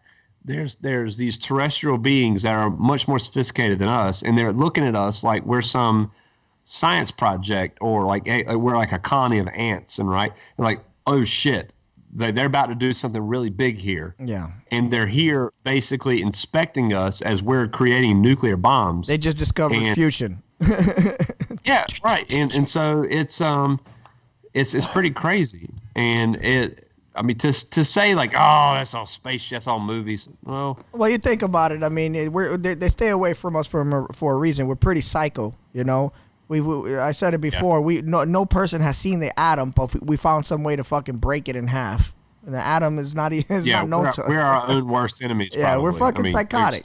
You know what I'm saying? And we're talking about, you know, we have that free will to where we could see a god in front of us, a king in front of us, and we want that. And no matter what, we're gonna fucking eat that motherfucker alive till we're that. We're insatiable. Our species is insatiable. I think that's where we become super, super dangerous to anyone, any other species in this world, because we can't coexist. It's just not what we do. Yeah, and the fact that they can bend and manipulate gravity to just to propel whatever vehicles they use, or whether it be the Tic Tac thing that's what it's referred to as by the Navy, the Tic Tac thing. You know, if they can do that, my opinion is they could end us just like that, sir, if they wanted to. Talk about the fucking force fields, Jason. Think about this, okay? So if these people, and which I don't think, if the species travels from here to another distant galaxy and to and from and can do this, do you understand that if they hit a fucking grain of sand in space, going at the speeds they're going, that'll be the equivalent to like fucking the 200 fucking mega fucking bombs. You understand? And that's a grain of sand going through their ship. So their fucking force field has to be enough to prevent nuclear fusion from going through it. So in other words, this shit is traversing. It's got to be traversing space through some quantum field, because nothing physical affects their fucking trajectory. Nothing touches it or would disintegrate. Exactly, because if it did physically, it would especially at that speed, it would be fucking vaporized. Yeah, exactly. Well, you look at it this way, just to your point, Jason. If there's which there has been, is proof, there's evidence of it. If a tornado can throw a pine tree's a pine needle a 2x4 too, yeah. Like then a razor blade. Yeah, right. Now the only alternative to that, in my opinion, is there's movies where, you know what they call it, faster than the speed of sound, speed of light, or whatever, to where when they move, they're so fast, but in their time, everything's standing still. Yeah, but you can't. To where it's like, you know, move this out of the way, move that out of the way, dodge this. It's like moving half a mile an hour. Once again, in reality, I want to go back to what you said in the first place, was that we would fucking be foolish to even think we could fathom the possibilities of the technology of which they possess, because we have limited senses. Yeah, exactly. So, but I just would like to say that being in a ship, I don't know, maybe they can see around them on 300, but even then, like a grain of sand in space, dude, like you're gonna like dodge that shit. There's fucking shit in space. Yeah, so that means, they have to be. And here's another thing. The fact that no government is losing their shit over what's already been disclosed tells you already that they're in cahoots. In fact, that's probably technology that we're fucking with, that they just can't help, but they're moving so fucking fast, people are going to be witness to it. So then Lou Alessandro, the guy that worked at the fucking Pentagon for them, and he with permission from the Pentagon stepped off and said, I want to further investigate this because you guys are like stonewalling at a certain point, or no one knows anything, so I would like to kindly step down with your permission and continue. And they have fucking found a lot of fucking evidentiary shit that they want to, they created a whole show off of it that you could see it. This is a thing. It's real. Yeah. And the fact that no government's going crazy tell you it's in cahoots. And I'm going to tell you the thing you brought up with the Manhattan Project, and it's so happening to be the one catalyst that has brought the attention from whatever the fucking other species. It's just one of the theories, out there saying that these motherfuckers are playing with fire now. Let's go see what's up. Fucking Truman was the president, dude. How whack is that, dude? How whack is that? A fucking Pinkerton Democrat fucking puppet was their god, that was the president that had it couldn't have been a worse president that had to deal with the nuclear bomb, that had to power the juice of an atomic weapon, and fucking goddamn Area 51 and all the aliens and all this bullshit, and I mean just the Majestic 12 and all. Like, this was the guy. Damn, man, this is some bullshit. Well, it's back to your point of that, the fact that they're not freaking out.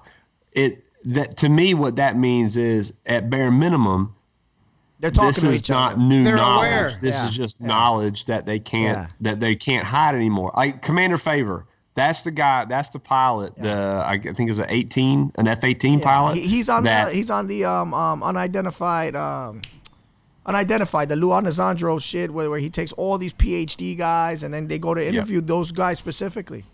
I would love to get him sitting down with me with my moonshine. That's just great. And fucking get him loaded and pick his brain about some shit. I mean, wouldn't you? I mean, I think on his show he said it all. You know who I would want to talk to?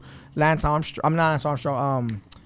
Neil Armstrong. Neil Armstrong. Yeah, because he started doing expeditions into South America and shit like that, dude. Well, they also during their after he came back from the moon. Doesn't that like fucking like just raise a red flag for anybody? Well, when they were en route to the fucking moon, they have fucking transcripts. Is hey, we have bogeys up here. Yes, exactly. And then it's he like came back and he started. They're seeing UFOs up there. Like, hey, we got fucking bogeys up and he here. got into ancient alien fucking theory because he's obviously starting to do these fucking expeditions. Isn't it funny how it all comes back in the circle? What did I say a minute ago about when I was talking to my 5-year-old son about what's important in school? Is history. So history is what is how you can either predict or mold your future, is knowing your history. Well, in Neil Armstrong's case, which I don't even know this, but this what it makes complete sense, is that, I mean, I didn't even know that he went to South America and all that stuff, but the fact is that if he's a man who is in space, okay, well, that's all stuff in with the future in mind, as far as future technology, future endeavors, all that stuff.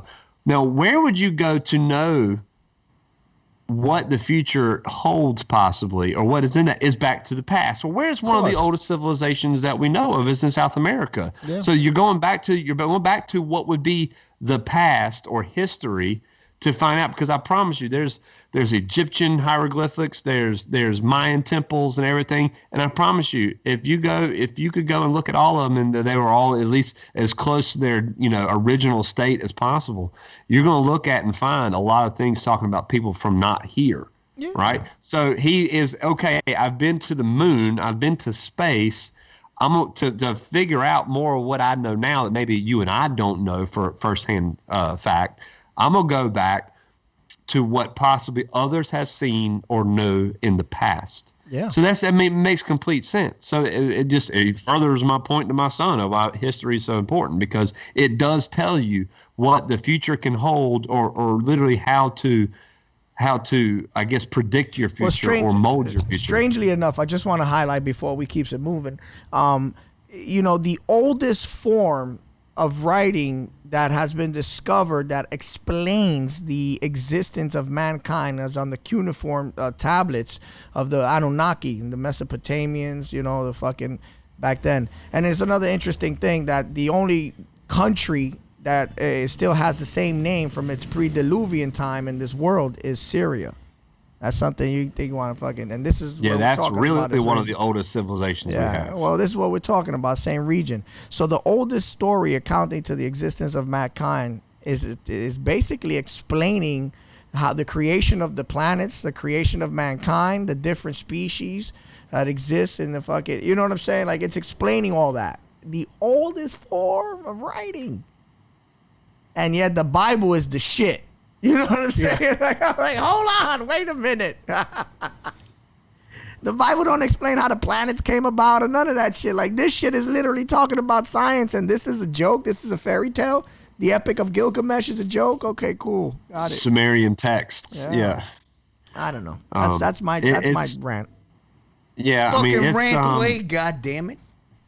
Hey, look, it's 2020, man. We can find out. God knows what we're going to find out. Yeah, man. You know what I'm saying? I mean, everything else is going to shit. Bring it on, Steve. I'm down, man. Fucking let's get funky with the cheese. I'm going to eat a shitload of shrooms and just go. Just fuck it.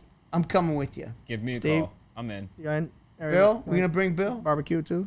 Oh, yeah, barbecue. Barbecue and mushrooms? Barbecue and mushrooms. Dave's fuck yeah. Then we're going to drive to North Carolina. Barbecue mushrooms. Fuck yeah, dude. Let's do it.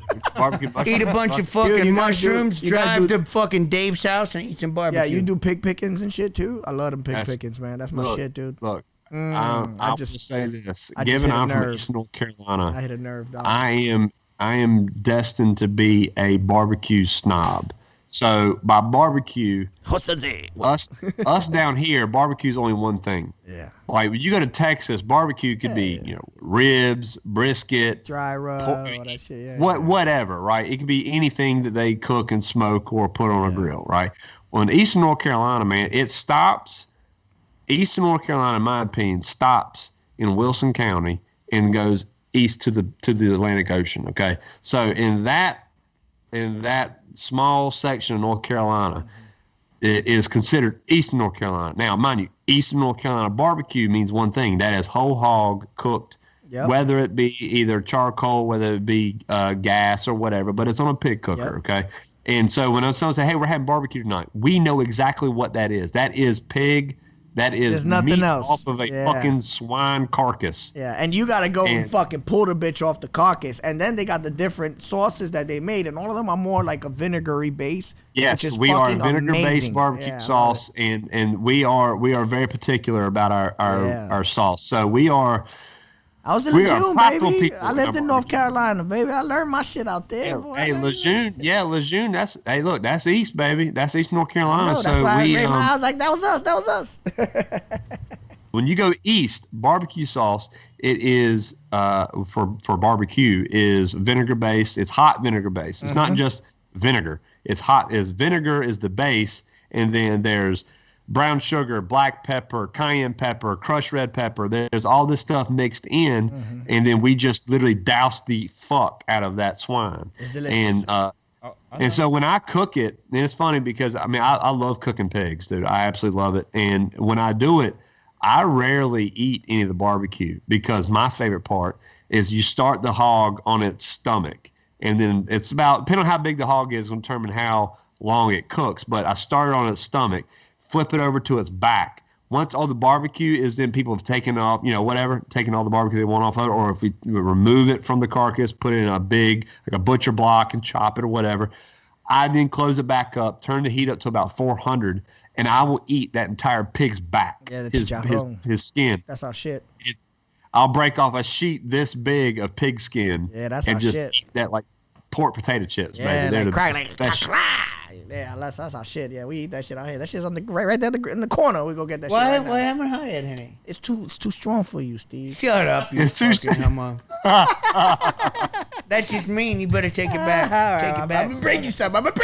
Sorry, don't cut me. Y'all welcome to come down and have some anytime. I'll cook y'all a pig. Yeah. But it's we're real picky and snobbish about our barbecue. And there's people he'll come down here like, man, this is fucking shit. You go down to Georgia, they've got like a mustard-based barbecue sauce.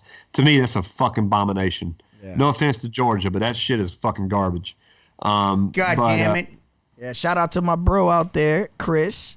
He was his father owned a car dealership, so they was affluent, and he would do the pig pinkets and invite us over. They did that shit nice, man. Let me tell you. Boy, y'all get down like Puerto Ricans. You know that, right? We get down like that.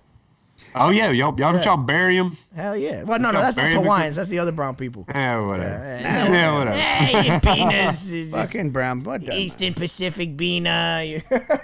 Western Pacific. Hey, tell us about the Assassin's Way. Oh, this is the new course. I wanted to bring that up. Okay, so Jacob Bynum.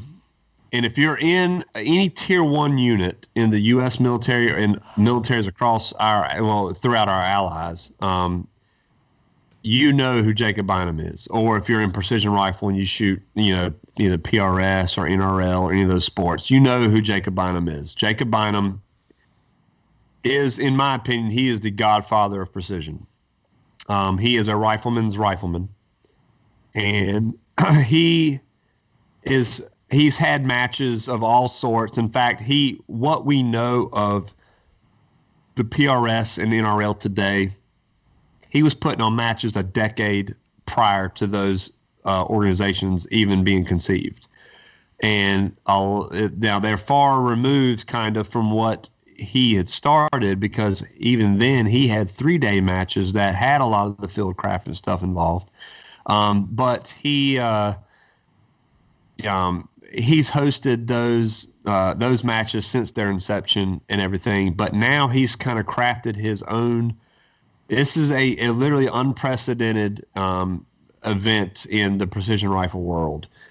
It is a 1 month long, literally 1 month long. You will burn a month of your time away from home, job, anything, family, $25,000 buy-in for this. Yes, of course, there's shooting involved. It's a lot of money. It's a lot of money. But of course, there's shooting involved. But people in Jason, in your line of your past or whatever would be, it's really written for you guys. It's Fieldcraft. It is Kim's Games. It is Land Nav. Land Nav is going to be huge. It's going to be everything involved in what a sniper would use. Now, that does not mean that only snipers can do it, because Jacob himself, along with others, including Frank Galley, Kalen Wojcik, Phil Vallejo, they're all putting on clinics for if someone like me, who, mind you, I knew nothing of that in the military, my military experience, I can then take these courses and then go compete in this and be competitive. As long as I'm good at it, I can be competitive. So it's not just for snipers, but I'm gonna do my own clinic in Van Cortlandt Park over here in the Bronx. Yeah, what? Yeah. What? So now it's across 7 different states. I'm not going to name them all. It's Texas, Idaho, Utah, Colorado, all the cool New Mexico, states, Arizona. So now, mind you, there's travel time set aside for all the traveling. Yeah. There's rest time, so it's not like a complete gut check to like where it's really unattainable. But it's not going to be easy by any. I mean, the course of the competition itself is going to be hard enough. He's not going to try to kill somebody, but it is all of these things involved, and there's only 45 competitors that are allowed each year, and it is a $500,000 prize for the winner. 500 G's. So that's Oprah money. Too old for that shit, dog. Hey, but what I see is genius, because people are buying in, and then on top of that, it's a month worth of fucking media material. They could start doing an entire show with seasons out of this for an entire month, dude. That's genius. That's a lot. I would watch this shit. I would want to participate in it, but I missed Top Shot. I missed the goofy shit. You know what I'm saying? But this sounds a bit more badass than Top Shot, because I was wondering why they're throwing legit tomahawks at water balloons. I was gay. You know what I'm saying? Like, no this is way better, dude. Top Shot, you can't even put that in the same sentence, because that show, the competition was built for that show. But D, wouldn't you want to see a show like this? This shit would be fire, dude. Dude, well, Recoil. I know Recoil Magazine is going to be a friend of mine, Lindsay. She's going to be competing in it as a non-eligible winner. Yeah, she's competing in it strictly for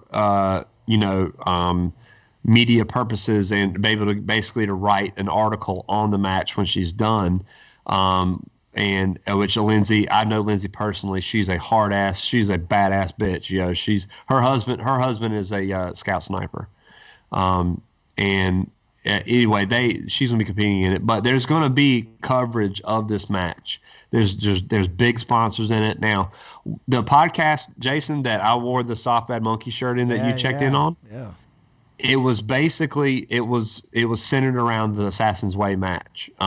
We had everybody, including me, which I don't even know why I was invited on, but I was honored to be on. But we were all we were all kind of involved. Well, it's because you do PRS and shit like that too, right? Yeah, I do. Yeah, in fact, that's last weekend when y'all asked if I could come on last Sunday. I was actually at an award ceremony for a match, but I had Jacob Bynum on, I don't know, about 2 or 3 months ago, and I think he really enjoyed the podcast. I think that's why he wanted me on. But anyway, it's going to be a big ass deal. It's unprecedented. The match director is a guy named Hagen he is a former Australian SAS. He met Jacob about 10 years ago when Jacob actually did a class/clinic for the Australian SAS sniper program. They met then, and he's one of the match directors for it. It's going to be something completely unprecedented, and it's going to be badass. It's going to be, hey, it's $25,000 to get in, but it's a whole lot to pay out as well. And so it costs a lot of money for them to do the match as well. I mean, they got the logistics side from 7 states, and the people they got to have involved. It's not cheap, and so it's a lot of money to get in, but it's even more money to get out if you win. And so what we talked about on that podcast, that joint podcast, I think it was about 7 or 8 of us. What we came to was it'd be really cool for companies like lifestyle brands like Morel or First Light, all these different clothing companies, Arc'teryx. Hey, there's only 45 shooters in this thing. Sponsor one. Help buy their way in, and then they work out a deal where, hey, look, the winner of this match could be rocking your shit, and in the meantime, in their training. This is just an idea. I'm going to throw it out there, whether y'all wrong with it or not, but there's 2 issues that are going to arrive. One, not all the best shooters are going to be able to compete because of the fucking high dollar amount. And the best shooter's not going to win. It don't matter. Just the point is not everybody could afford the $25,000, except if you use that, it's still the same. Nothing changes, but make it even better. Now subdivisions of $250 entry fees. And then now the winners of those subdivisions obviously have the pot to move on. And then now you're opening it up to the nation. That's dope. Yeah, you're opening up more for sure by doing that, and you get a lot more heads in there. But I'm pretty sure they're getting close to have their quota filled. Yeah, that's crazy.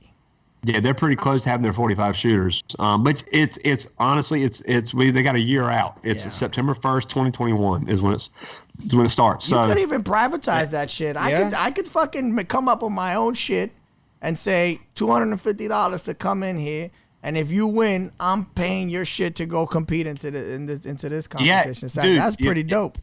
Yeah, if you could do that's actually a really good idea. But that's what I meant. I meant everyone else could support it in a more realistic approach.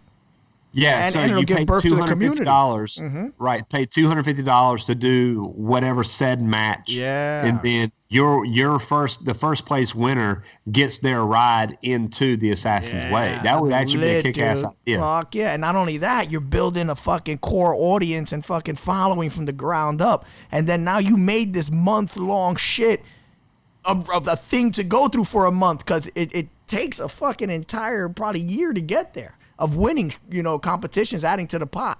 And once you're there, now you're the gods of the shooting world when it comes to that aspect, and compete in that month-long one. Fuck yeah, man, you guys got a busy year ahead of you. That'd be nice. Yeah, well, it's not me. I'm just here to talk about it. Those guys, as Jacob and his folks, are the ones that have really got a long road to hoe. So that's exciting, man. That's very exciting. Yeah, so Jacob even makes it a point to say the best shooter probably not will win this match. Yeah, because you got field skills, you got all that shit. Yeah. Dude, there's the field craft and land nav is everything, and because he said that when you get, let's say that your next leg is in Idaho, when you get to Idaho, you don't know if when your first leg of Idaho, you don't know if you're going to be tested on one thing, whether it be maybe say Kim's games, or whether it be everything involved. You don't know. They don't tell you. They say, hey, be ready. Go for it. Here's your objective. And then when your objective is done, they may say, hey, what did you see? What color was the stake? Right. What color was the stake at your starting point? Or did you, and then there's also, they let it slip in the podcast we did was, let's say, see, every one person, there's only 45 competitors. Every one person, their route is, their grid, their coordinates is unique to them. Mm-hmm. So they're going to say, hey, basically, if you're on it, let's say you're on grid X, I saw this person that had this patch on their shirt, and you put that down, and that you put that in there, that's extra points. So you got to be on. You just got to be cognizant of cognizant of things that are above the baseline. But if you don't have a baseline, it's kind of hard. But hey, I get it. I get what they're going with that. I get it. Yeah, my buddy Kalen, he said that his quote. I know Wojak. I know Wojak. Me is he was one of my instructors in school. Oh yeah. Yeah. Yeah, he said that as a sniper, shooting is 10% of your job, but when it's that time for that 10%, it's 100% of your purpose. Mm-hmm. I mean, I told Steve when we talked the other night, when shooting competitively, I mean, I'm going to put this disclaimer out there. You could have had 250 shooters on this podcast that are better than I am, because that's just where the sport has gotten that advanced to where the shooters are absolutely absurd. Just the shit they can do is absurd. But what gets me, we as civilians, we get guys that come in, whether they're former snipers or they are current day snipers. They come in and either do well, or sometimes they get skull dragged by a fucking plumber. Their shooting is not what impresses me. What impresses me is all the encompassing skills that you guys get in sniper school and through your careers in theater, of the field craft, of this and that. Like, I could not do any of that shit. I don't care if every current day sniper came and shot a match. I mean, I'd beat them all. I would do this because I don't give a fuck about the shooting. The shooting is the easy part. You can teach a monkey to shoot. The problem is all the other shit that requires this up here. That is what it puts me in awe. All the things that you learn. Continuous problem solving. It sounds dope, man. It sounds like a good course to run through. To me, you guys are to me the cream of the crop because of what the things you have to learn to do, and your mission may not be to shoot anything. You take your rifle in case shit goes bad, but your mission is to get the intel for this, that, or the other. And you got to do this within, 500 meters of your objective. That's crazy, dude. Like, because you don't know, 500 meters, that ain't shit. I can get lucky with an AK and kill you from there. So it's, what I'm saying? It's crazy to me. That's what the whole aura of snipers is, what it allures me, is everything other than the shooting. And that's what this match is gonna test. All right, stand cool. by though. I think you're not aware of this, but I'm sure they will incorporate it. You got to get within 200 of fire when you're doing live fire stalk. So they'll drop you off 1,000 away, but you got to get within 200 of the OP to even start. Yeah. So woo. Oh yeah, that's scary as fuck. That's that ass, that dude. make your butthole pucker up, bro. So that's a whole lot of problem solving right there. Like, oh shit, where am I? Yeah, right. And that's something that, my hat's off to you guys for. It's awesome. Nah, it's gonna be fun, man. That sounds good, and I can't wait to see it up and running, man. I'm looking forward to look at new shit online or on TV. I'm getting bored of all this goddamn shit. I just fucking binge watch fucking The Last Airbender, Korra. Fucking that shit was fire, man.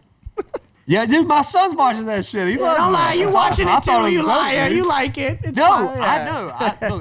A lot of the shit that I put him on, even like kid shit, is shit that I like watching too. And that's one of them. Like, that shit's gangster. Like, that shit's super it's gangster. Pretty cool. Hell yeah. I fucking got up and started doing karate. You know when a guy is excited, he starts doing karate when he get up. We never grow out of that shit. We never grow out of that stage. Watch out, bitch. Until you get lady and shit. I'll fuck you up, bitch. Fucking bend some shit. Better go cook some Steve, shit. We never got into the canine stuff, dude. No, we didn't, man. Yeah, so my original, I guess my original passion, it was working dogs. I've had German Shepherds growing up my entire life. I got pictures at my mom's house, my mom and dad's house, of me shorter than the German Shepherd I'm standing beside with a pacifier in my mouth, basically shitting green still. And I mean, I've had them my entire life. And, but that's all they were to me, was just pets. They're just dogs that we had. It was the breed that I grew up with, the breeds that we had. And then I went into the military, and one of my good friends was a cop, and he was actually a military working dog handler. And I thought the shit that he could do was like super cool. I thought it was the bee's knees, whatever. And thought like, this is the greatest dog on the planet, all this shit. And so when I got out, when I got married, me and my wife, we were like, it's time for us to get a dog. And I want a dog that can do a job of a dog, which is protect, guard, and, all this stuff. So I went down the rabbit hole further, and I ended up getting involved with a kennel here local to my town, Bullets Canine, and I went in there and basically told the owner, Mike, I was like, look, I'll do whatever. I'll shovel shit, spray kennels out. I want to learn. I want my own dog. And the idea of training dogs, not just having a dog of my own, but the idea of training these dogs was like super duper appealing to me. So that's what I did. And then we went and got my dog. I actually still got, he's an old man now. He's got a kind of a gray muzzle, a solid black shepherd named Major. A guy from Slovakia up in the mountains. Is a little 8-week-old puppy. Mike was like, hey, which one do you want? Out of all the puppies, there was one litter at this one place in the mountains of Slovakia. And I looked around. You were in the mountains of Slovakia when you was picking the dog out? Yeah. So yeah, I've been there. I've been there and been done some selection and bringing back dogs to sell and stuff like that. By the time I was like, the puppy over there chewing on the metal end of a bicycle horn. Like, so you got the soft ball, but then the metal end, the one by himself chewing on that. The metal. Right. He said, that's the one that I was, and mind you, I knew shit. I knew nothing. He said, that's the one I was going to pick for you because he doesn't need the pack. He doesn't need the breeder, like, which is, I guess you consider the alpha in the situation is what they grew up knowing other than the mother is him, and he was the whelper and the breeder. So he said, I was like, he doesn't need him. He's by himself. He's content. He's independent. And he's not scared to put his mouth on something hard. No homo. And that's what, and he's like, boom, that's what he is. And he was everything I hope he was going to be. He was an awesome dog. And I was lucky because most of the time people getting their first working dog, if they stay in it and they're actually true to themselves and true to what we're doing, because there's a thing called kennel blindness, meaning you think your dog is something that he's not. The dog will tell you everything he is. You just have to have that objective eye. You have that objective eye to see, yeah you're lying to me. Yeah. You know what I'm saying? You know what my dog does? So I walk him before I leave, right? And when I leave, I come back, and like a half an hour, he poops. Just because I left him. Yeah. Yeah, he played. So yeah, the dogs. I make him eat his poop. Yeah, eat it. You put his face in it. Yeah, I do that to my son. Yeah. I'm just kidding. I don't do that. So. Hey, it's the same thing, dog, kid. Hey, look, rules are rules. You're joking, but the thing is that there's a whole lot of parallels between raising a kid and raising a working dog. You can't put your son on the radiator, though. Don't chain him to the radiator. I raised working dogs before I did kids, and it was like, I was like, holy shit, I did the same thing to my dog. Like, you know what I'm saying? Yeah, it was the same kind of concept. But you know, Mike always told me, Mike was my mentor growing up into the game of working dogs, but you have to have the clay to be able to make the pot, right? If the clay is shit, you won't make a pot. It'll just be a good, This is a Ghost reference? You're referencing Ghost? No, but they did do that. But no. Yeah, I feel you. All right. I lost my virginity during that movie. Nice, dude. Good to know. Good to know. Yeah. Oh, yeah. Yeah. So that scene with the pot and the clay, that's why he brought it up. You freak. Right. No, he said if your clay isn't good clay, it won't make a good pot. So if the genetics of a dog are not there, then you're never going to have, no matter what training you do, meaning whatever shaping you do of that pot, it'll never be a good pot. I don't care who you are. I don't care if you're the best trainer on the planet. You'll never have a good dog because he is not made of good stuff, good material. So genetics is 90% of the dog. Training is just 10%. So, you know, all of your top tier military working dogs, I promise you. Now, notice I said top tier. Your top tier military working dogs all come from, I bet you anything, I know at least 5 of their ancestors. Seriously, at least of everyone that's been in the SEAL teams.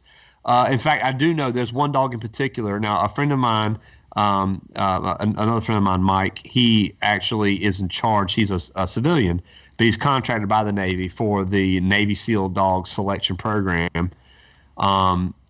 he kind of spilled the beans that every dog that's ever been in the Navy SEAL program has had one common ancestor. There's a dog named Duco 2. Now, all of us that are now he's been dead long and gone, but all of us in the working dog community know who Duco 2 was. So, but the bottom line is, I bet you anything, every dog in the military, in top tier military working dog programs, all came. I'd say most of them came from Holland, and then I bet you I know at least 5 dogs in their pedigree because that's genetics. Now, that's not saying that you had to have those same 5 dogs to have a good dog, but we went to Seymour Johnson as a civilian. I went back to Seymour Johnson with the kennel, and we ran every dog on the base. They brought all the dogs, and they would not touch us with their teeth. So before we shift, my only question about this I want to know is what intrigued me is, do they breed the dogs after service, or we're just talking about a lineage that stops at release of the dog or the pup to its service? Like, do you guys retrieve the dog and, kind of rebreed it? Because there's genetic information written in during its service that you you wouldn't want to breed into the younger generation? Well, yeah, it would. But the problem is that what happens to those dogs, once the military buys them, I mean, they're in the military. That's what I'm saying. Yeah, you guys ever thought about trying to recover some of them to breed them back into the program? Well, it has happened. In fact, Mike Ritland. That's a bad motherfucking dog, then. Woo! Yeah, Mike's a good dude. And now, to me, the more valuable thing than getting the dog let's say dog X was say he's a SEAL team dog. An amazing dog, which, mind you, the dogs that go to the SEAL teams, none of them are not amazing. That does not mean all military working dogs are created equal, because they are not. But the tier 1 dogs, they're not going to make it through the attrition process without being the real deal, and rightfully so. But yes, that has happened, but that's not a rule. But what's more important than having that dog is to have the dog or access to the dogs that made that dog, right? So I could take, say, dog X that we're talking about and put them with dog Y, a female that's dog Y, and then have the litter, which is litter Z, and they be complete shitters. Yeah, because you don't know if they're going to carry the same allele, so yeah. Right. I'd rather have the blood or the genetics that made dog X. Because chances are that's the generation which that allele will show. That trait will show. I'm going to get dog X2. Yeah, that trait will show again. Yeah. Mm-hmm. Absolutely, you're correct. Yeah. Exactly what I would want. I would want the dog that made that dog, not that dog. Yeah, but if you did get that dog and then a female that dog and then you make those motherfuckers, chances are you getting that motherfucking dog times fucking X3. Yes. Okay, and so there's another misconception in the dog world, that for the people that I guess don't know any better as far as breeding goes, the best breeders on the planet are game dog breeders, meaning fighting dog breeders. They have, contrary to popular belief, they have more understanding of genetics than any other venue of canines of any venue in the world is game dog breeders. So because they also deal in eye color, skin color, stuff like that. Although even though the German Shepherds do, for the most part, German Shepherd owners are happy with their German fucking Shepherds. But when we get into pit bull owners, some prefer red nose, some prefer blue nose, and then now you're starting to get the blue eyes. You're getting into the what do you call it, the brindle and all that shit. Right. Now, see, what you're talking about is pit bull owners, not necessarily game dog. Because a game dog, because you've got pit bulls, then you got game dogs, which happen to be pit bulls. But they don't look like the pit bulls that you see on a fucking BMX video. You know what I'm saying? These are absolute athletes with waist this big around that are, 45 pounds. That can go for hours. Now, mind you, I don't agree with dog fighting. I'm not going to sit here and say that dog fighters are awesome. I'm saying that the practices of which they do in their understanding of genetics is by far greater than any working dog, herding dog. Definitely show dog is the most abomination of anything dog related on the planet is what you see on TV and show dogs. It's all visual, yeah. So that's like, and they absolutely ruin breeds. In fact, that's why when you see German Shepherds today in the shows where their ass end looks like that was bred in there because they would stack them. And so if you look at the difference, so you can Google this, look at the difference of 1950s or 1960s German Shepherd versus today. They went from a straight back, which is what working dogs are, to now when you see that back, they have dysplasia and are put down by the time they're 5 years old because they bred for a certain trait. Well, that trait is what was the demise of their breed. But with game dog breeders, fucked up. Yeah, That's no shit. We fucking hate that shit. Yeah, us as working dog people hate that shit because they've ruined the breed of German Shepherds. You don't buy German Shepherds here in the U.S. unless they came from working dog breeders in Europe. That's horrible. They intentionally breed it in a fucking disorder so that for visual purposes. So they look a certain way they score a certain way and they win. Those people should be fucking shot. That's game dog breeders have a greater understanding of what genetics are and what's important in genetics, to where people say inbreeding is bad. Well, in the working dog working dog world or in the breeding world, it's called line breeding. So what we'll do is if we have dog X that has produced dog Y that we really like, we like dog Y. Well, dog X is who's important to us, not dog Y. Dog X is important to us. We will breed a suitable female to dog X, and then maybe a daughter that comes from that litter, we will breed back to dog X. So a daughter and a father. Why? Because that amplifies and almost strengthens the genetics. Yeah, that goes back to the clayform tabs. Our gods did that too. They fucking had sex with their daughters. Now we as humans, that history sucks. Right. Well, we as humans operate pretty differently from that. So please do not sit there and sexually assault your daughters.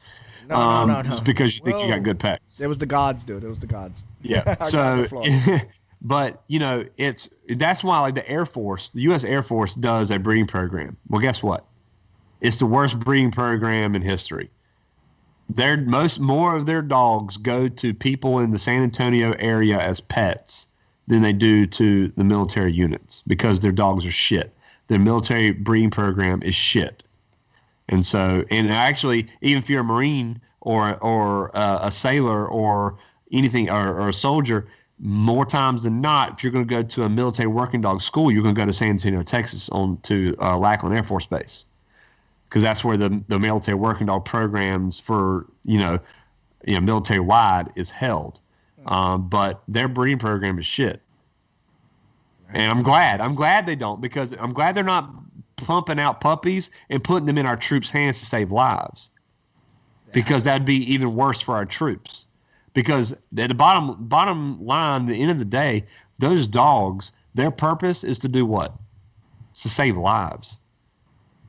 And I don't want a dog that's going to get someone killed. And that's what we're dealing with right now. Except, like I said, the Tier 1 units are completely different ballgame. They got a whole new bag when it comes to selection. They got a brand new bag. Brand new bag of fucking working dogs. That's right. Yeah, and but regardless, so I just went on a rabbit trail. But I love military. I love working dogs, whether it be military or police canines. I've worked with police departments all over the country. We've put dogs in literally at least one in every 50 states. We've got a money dog. It's actually a pit bull that ran up to the kennel like a stray dog, that we just checked his nose, see how good his hunt drive was. And he had a really good hunt drive, and we got a call from Kenya Kenya Airport, who wanted a money dog. So when you fly anywhere, any monies over $10,000, you have to claim.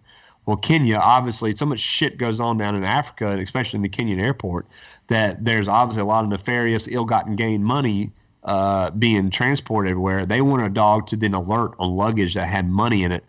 So we trained this pit bull on money, and it's my understanding he's still working in Kenya today as a money dog. We've done bedbug dogs, arson dogs, cell phone dogs for prisons. We've done obviously drug dogs, explosives, all that stuff, normal police stuff. We've done cadaver dogs for search and rescue units. We've done it all, and everything is the same. It's just that the dogs don't know what the odors are. They just they know what we teach them, and they do it all the same. And I love working dogs. My back is the reason why I'm not so active anymore, because the decoy, the guy getting bit, is the guy that actually does the training on the dog.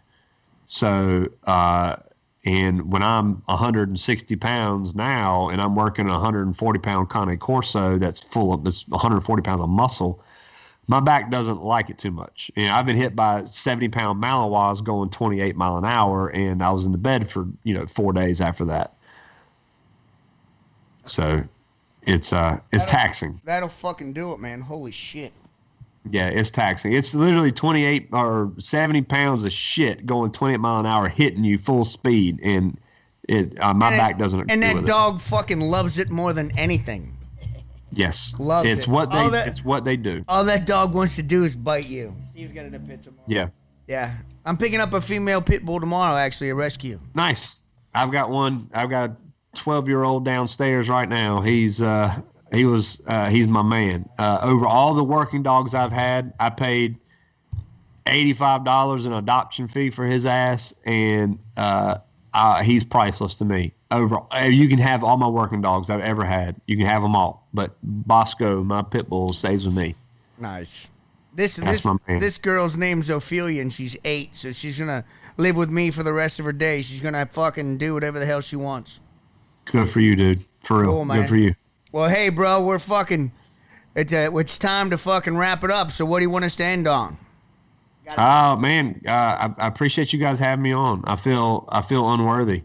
Nah, it's the exact opposite of that, man. We appreciate you taking your time. We appreciate you putting out the information on your podcast and fucking helping out how you can, man. It's all good shit. Yeah, I love it. I love promoting guys that I like and enjoy listening to and agree with. And you guys, I've enjoyed the podcast for a couple of years now, since y'all been doing it back. I'm glad I found you guys that were on Podbean, because I hate SoundCloud, but I downloaded SoundCloud just for you guys. Nice. Thanks, bro. We appreciate it. I like it because it's orange. I like orange. I'm partial to orange. It's gay. You don't like green? Yeah, huh? he likes orange. So I like green too. Green and orange. Yeah, green and orange are pretty good. Well, guys, look, it's been a pleasure of mine, and I really appreciate you guys having me on. And I hope your listeners enjoy it as much as I've enjoyed being on it. And thank you for the shirts. Everybody's gonna fucking love it, bro. Thank you for the shirts. Thank you for everything you do. And when we're down in North Carolina, we will definitely fucking hook up. I'm looking forward to eating some of the cracklings. That's just hell good. Yeah, dude. That's just if good. y'all don't contact me, bro, fucking come on. We will for sure. Get the fuck out of here. You gotta mail Steve some meat. I smoke your meat. Whoa. That's what we do. Hey, look here. Come down here. You're gonna get your meat smoked. You're gonna get your fucking meat smoked. That's some funny shit. I love it. I'm going to the South now. That's right. All right, brother. You take care of yourself. Peace, brother. All right, Bill. Thanks for coming on, man. And the rest of you fucking rap bastards, thanks for listening. So that's out. We're out. You filthy. Wait. What? Did you see my shirt? It's pretty. It is pretty. Got my shirt from Jim Fidel. It's got guns and fucking This, flowers. believe it or not, it's tight, but it's an extra large. It's not Really? their fault. It's not their fault. They got it in Thailand. Oh, that's why. No, I'm joking. I don't know where they got it from, but It had to have been Thailand. It is kind of little, but it look Dude, good. don't flex, man. You'll snap the buttons off that motherfucker. Put That's- somebody's eye out. That's the purpose, dude. Put a motherfucker's eye out with one of them buttons. We're on a hot date tonight. Walk in the door and be like, After you drop me off. And I didn't even shave my chest, so it's gonna be just fucking meatloaf coming out. The meatloaf. That's awesome. Bill, thanks for coming on, man. And thanks for the sentence about Ben Franklin and the American Revolution. We appreciate Yeah, I it. like Hey, that. I'll talk all day about the American Revolution. Not That public. was- Not today, though. No, no. And thanks for the fencing sword. It looks badass at the Thanks. bar. I'm gonna put a better place for it. Is that a foil? Is that what do you call it? A foil? That's what a fencing sword is called, a foil. Yeah, did you know that? No, that You thing's fuck- actually older than me for sure. Fucking Dude, punch just you in your dropping fucking some eye. You didn't knowledge know today. that. This was like the most knowledgeable podcast we've ever recorded. Oh, yeah? Yeah, I think we just learned a lot of shit, dude. Like, a lot of fucking Stuff. shit. My brain hurts. I'm done. We went from shooting to dogs to fencing, Aliens. knives, swords. Shooting, looting. Aliens, we did talk about. You know it's good when we get there. Dude, we always talk about aliens. Always. We love UFOs. I love me some aliens. UFOs and fucking paranormal shit. Anything I that's just weird, want to man. do a We show love on it. that, honestly, Steve. The rest of my life, I just want to talk about the unknown Let's fucking do it. and do drugs. Let's fucking do it. Yeah. We'll do it. Fuck it. Yeah, All man. right, then. I'm done. You done? All right, I'm fucking done. You filthy fucking meat sacks.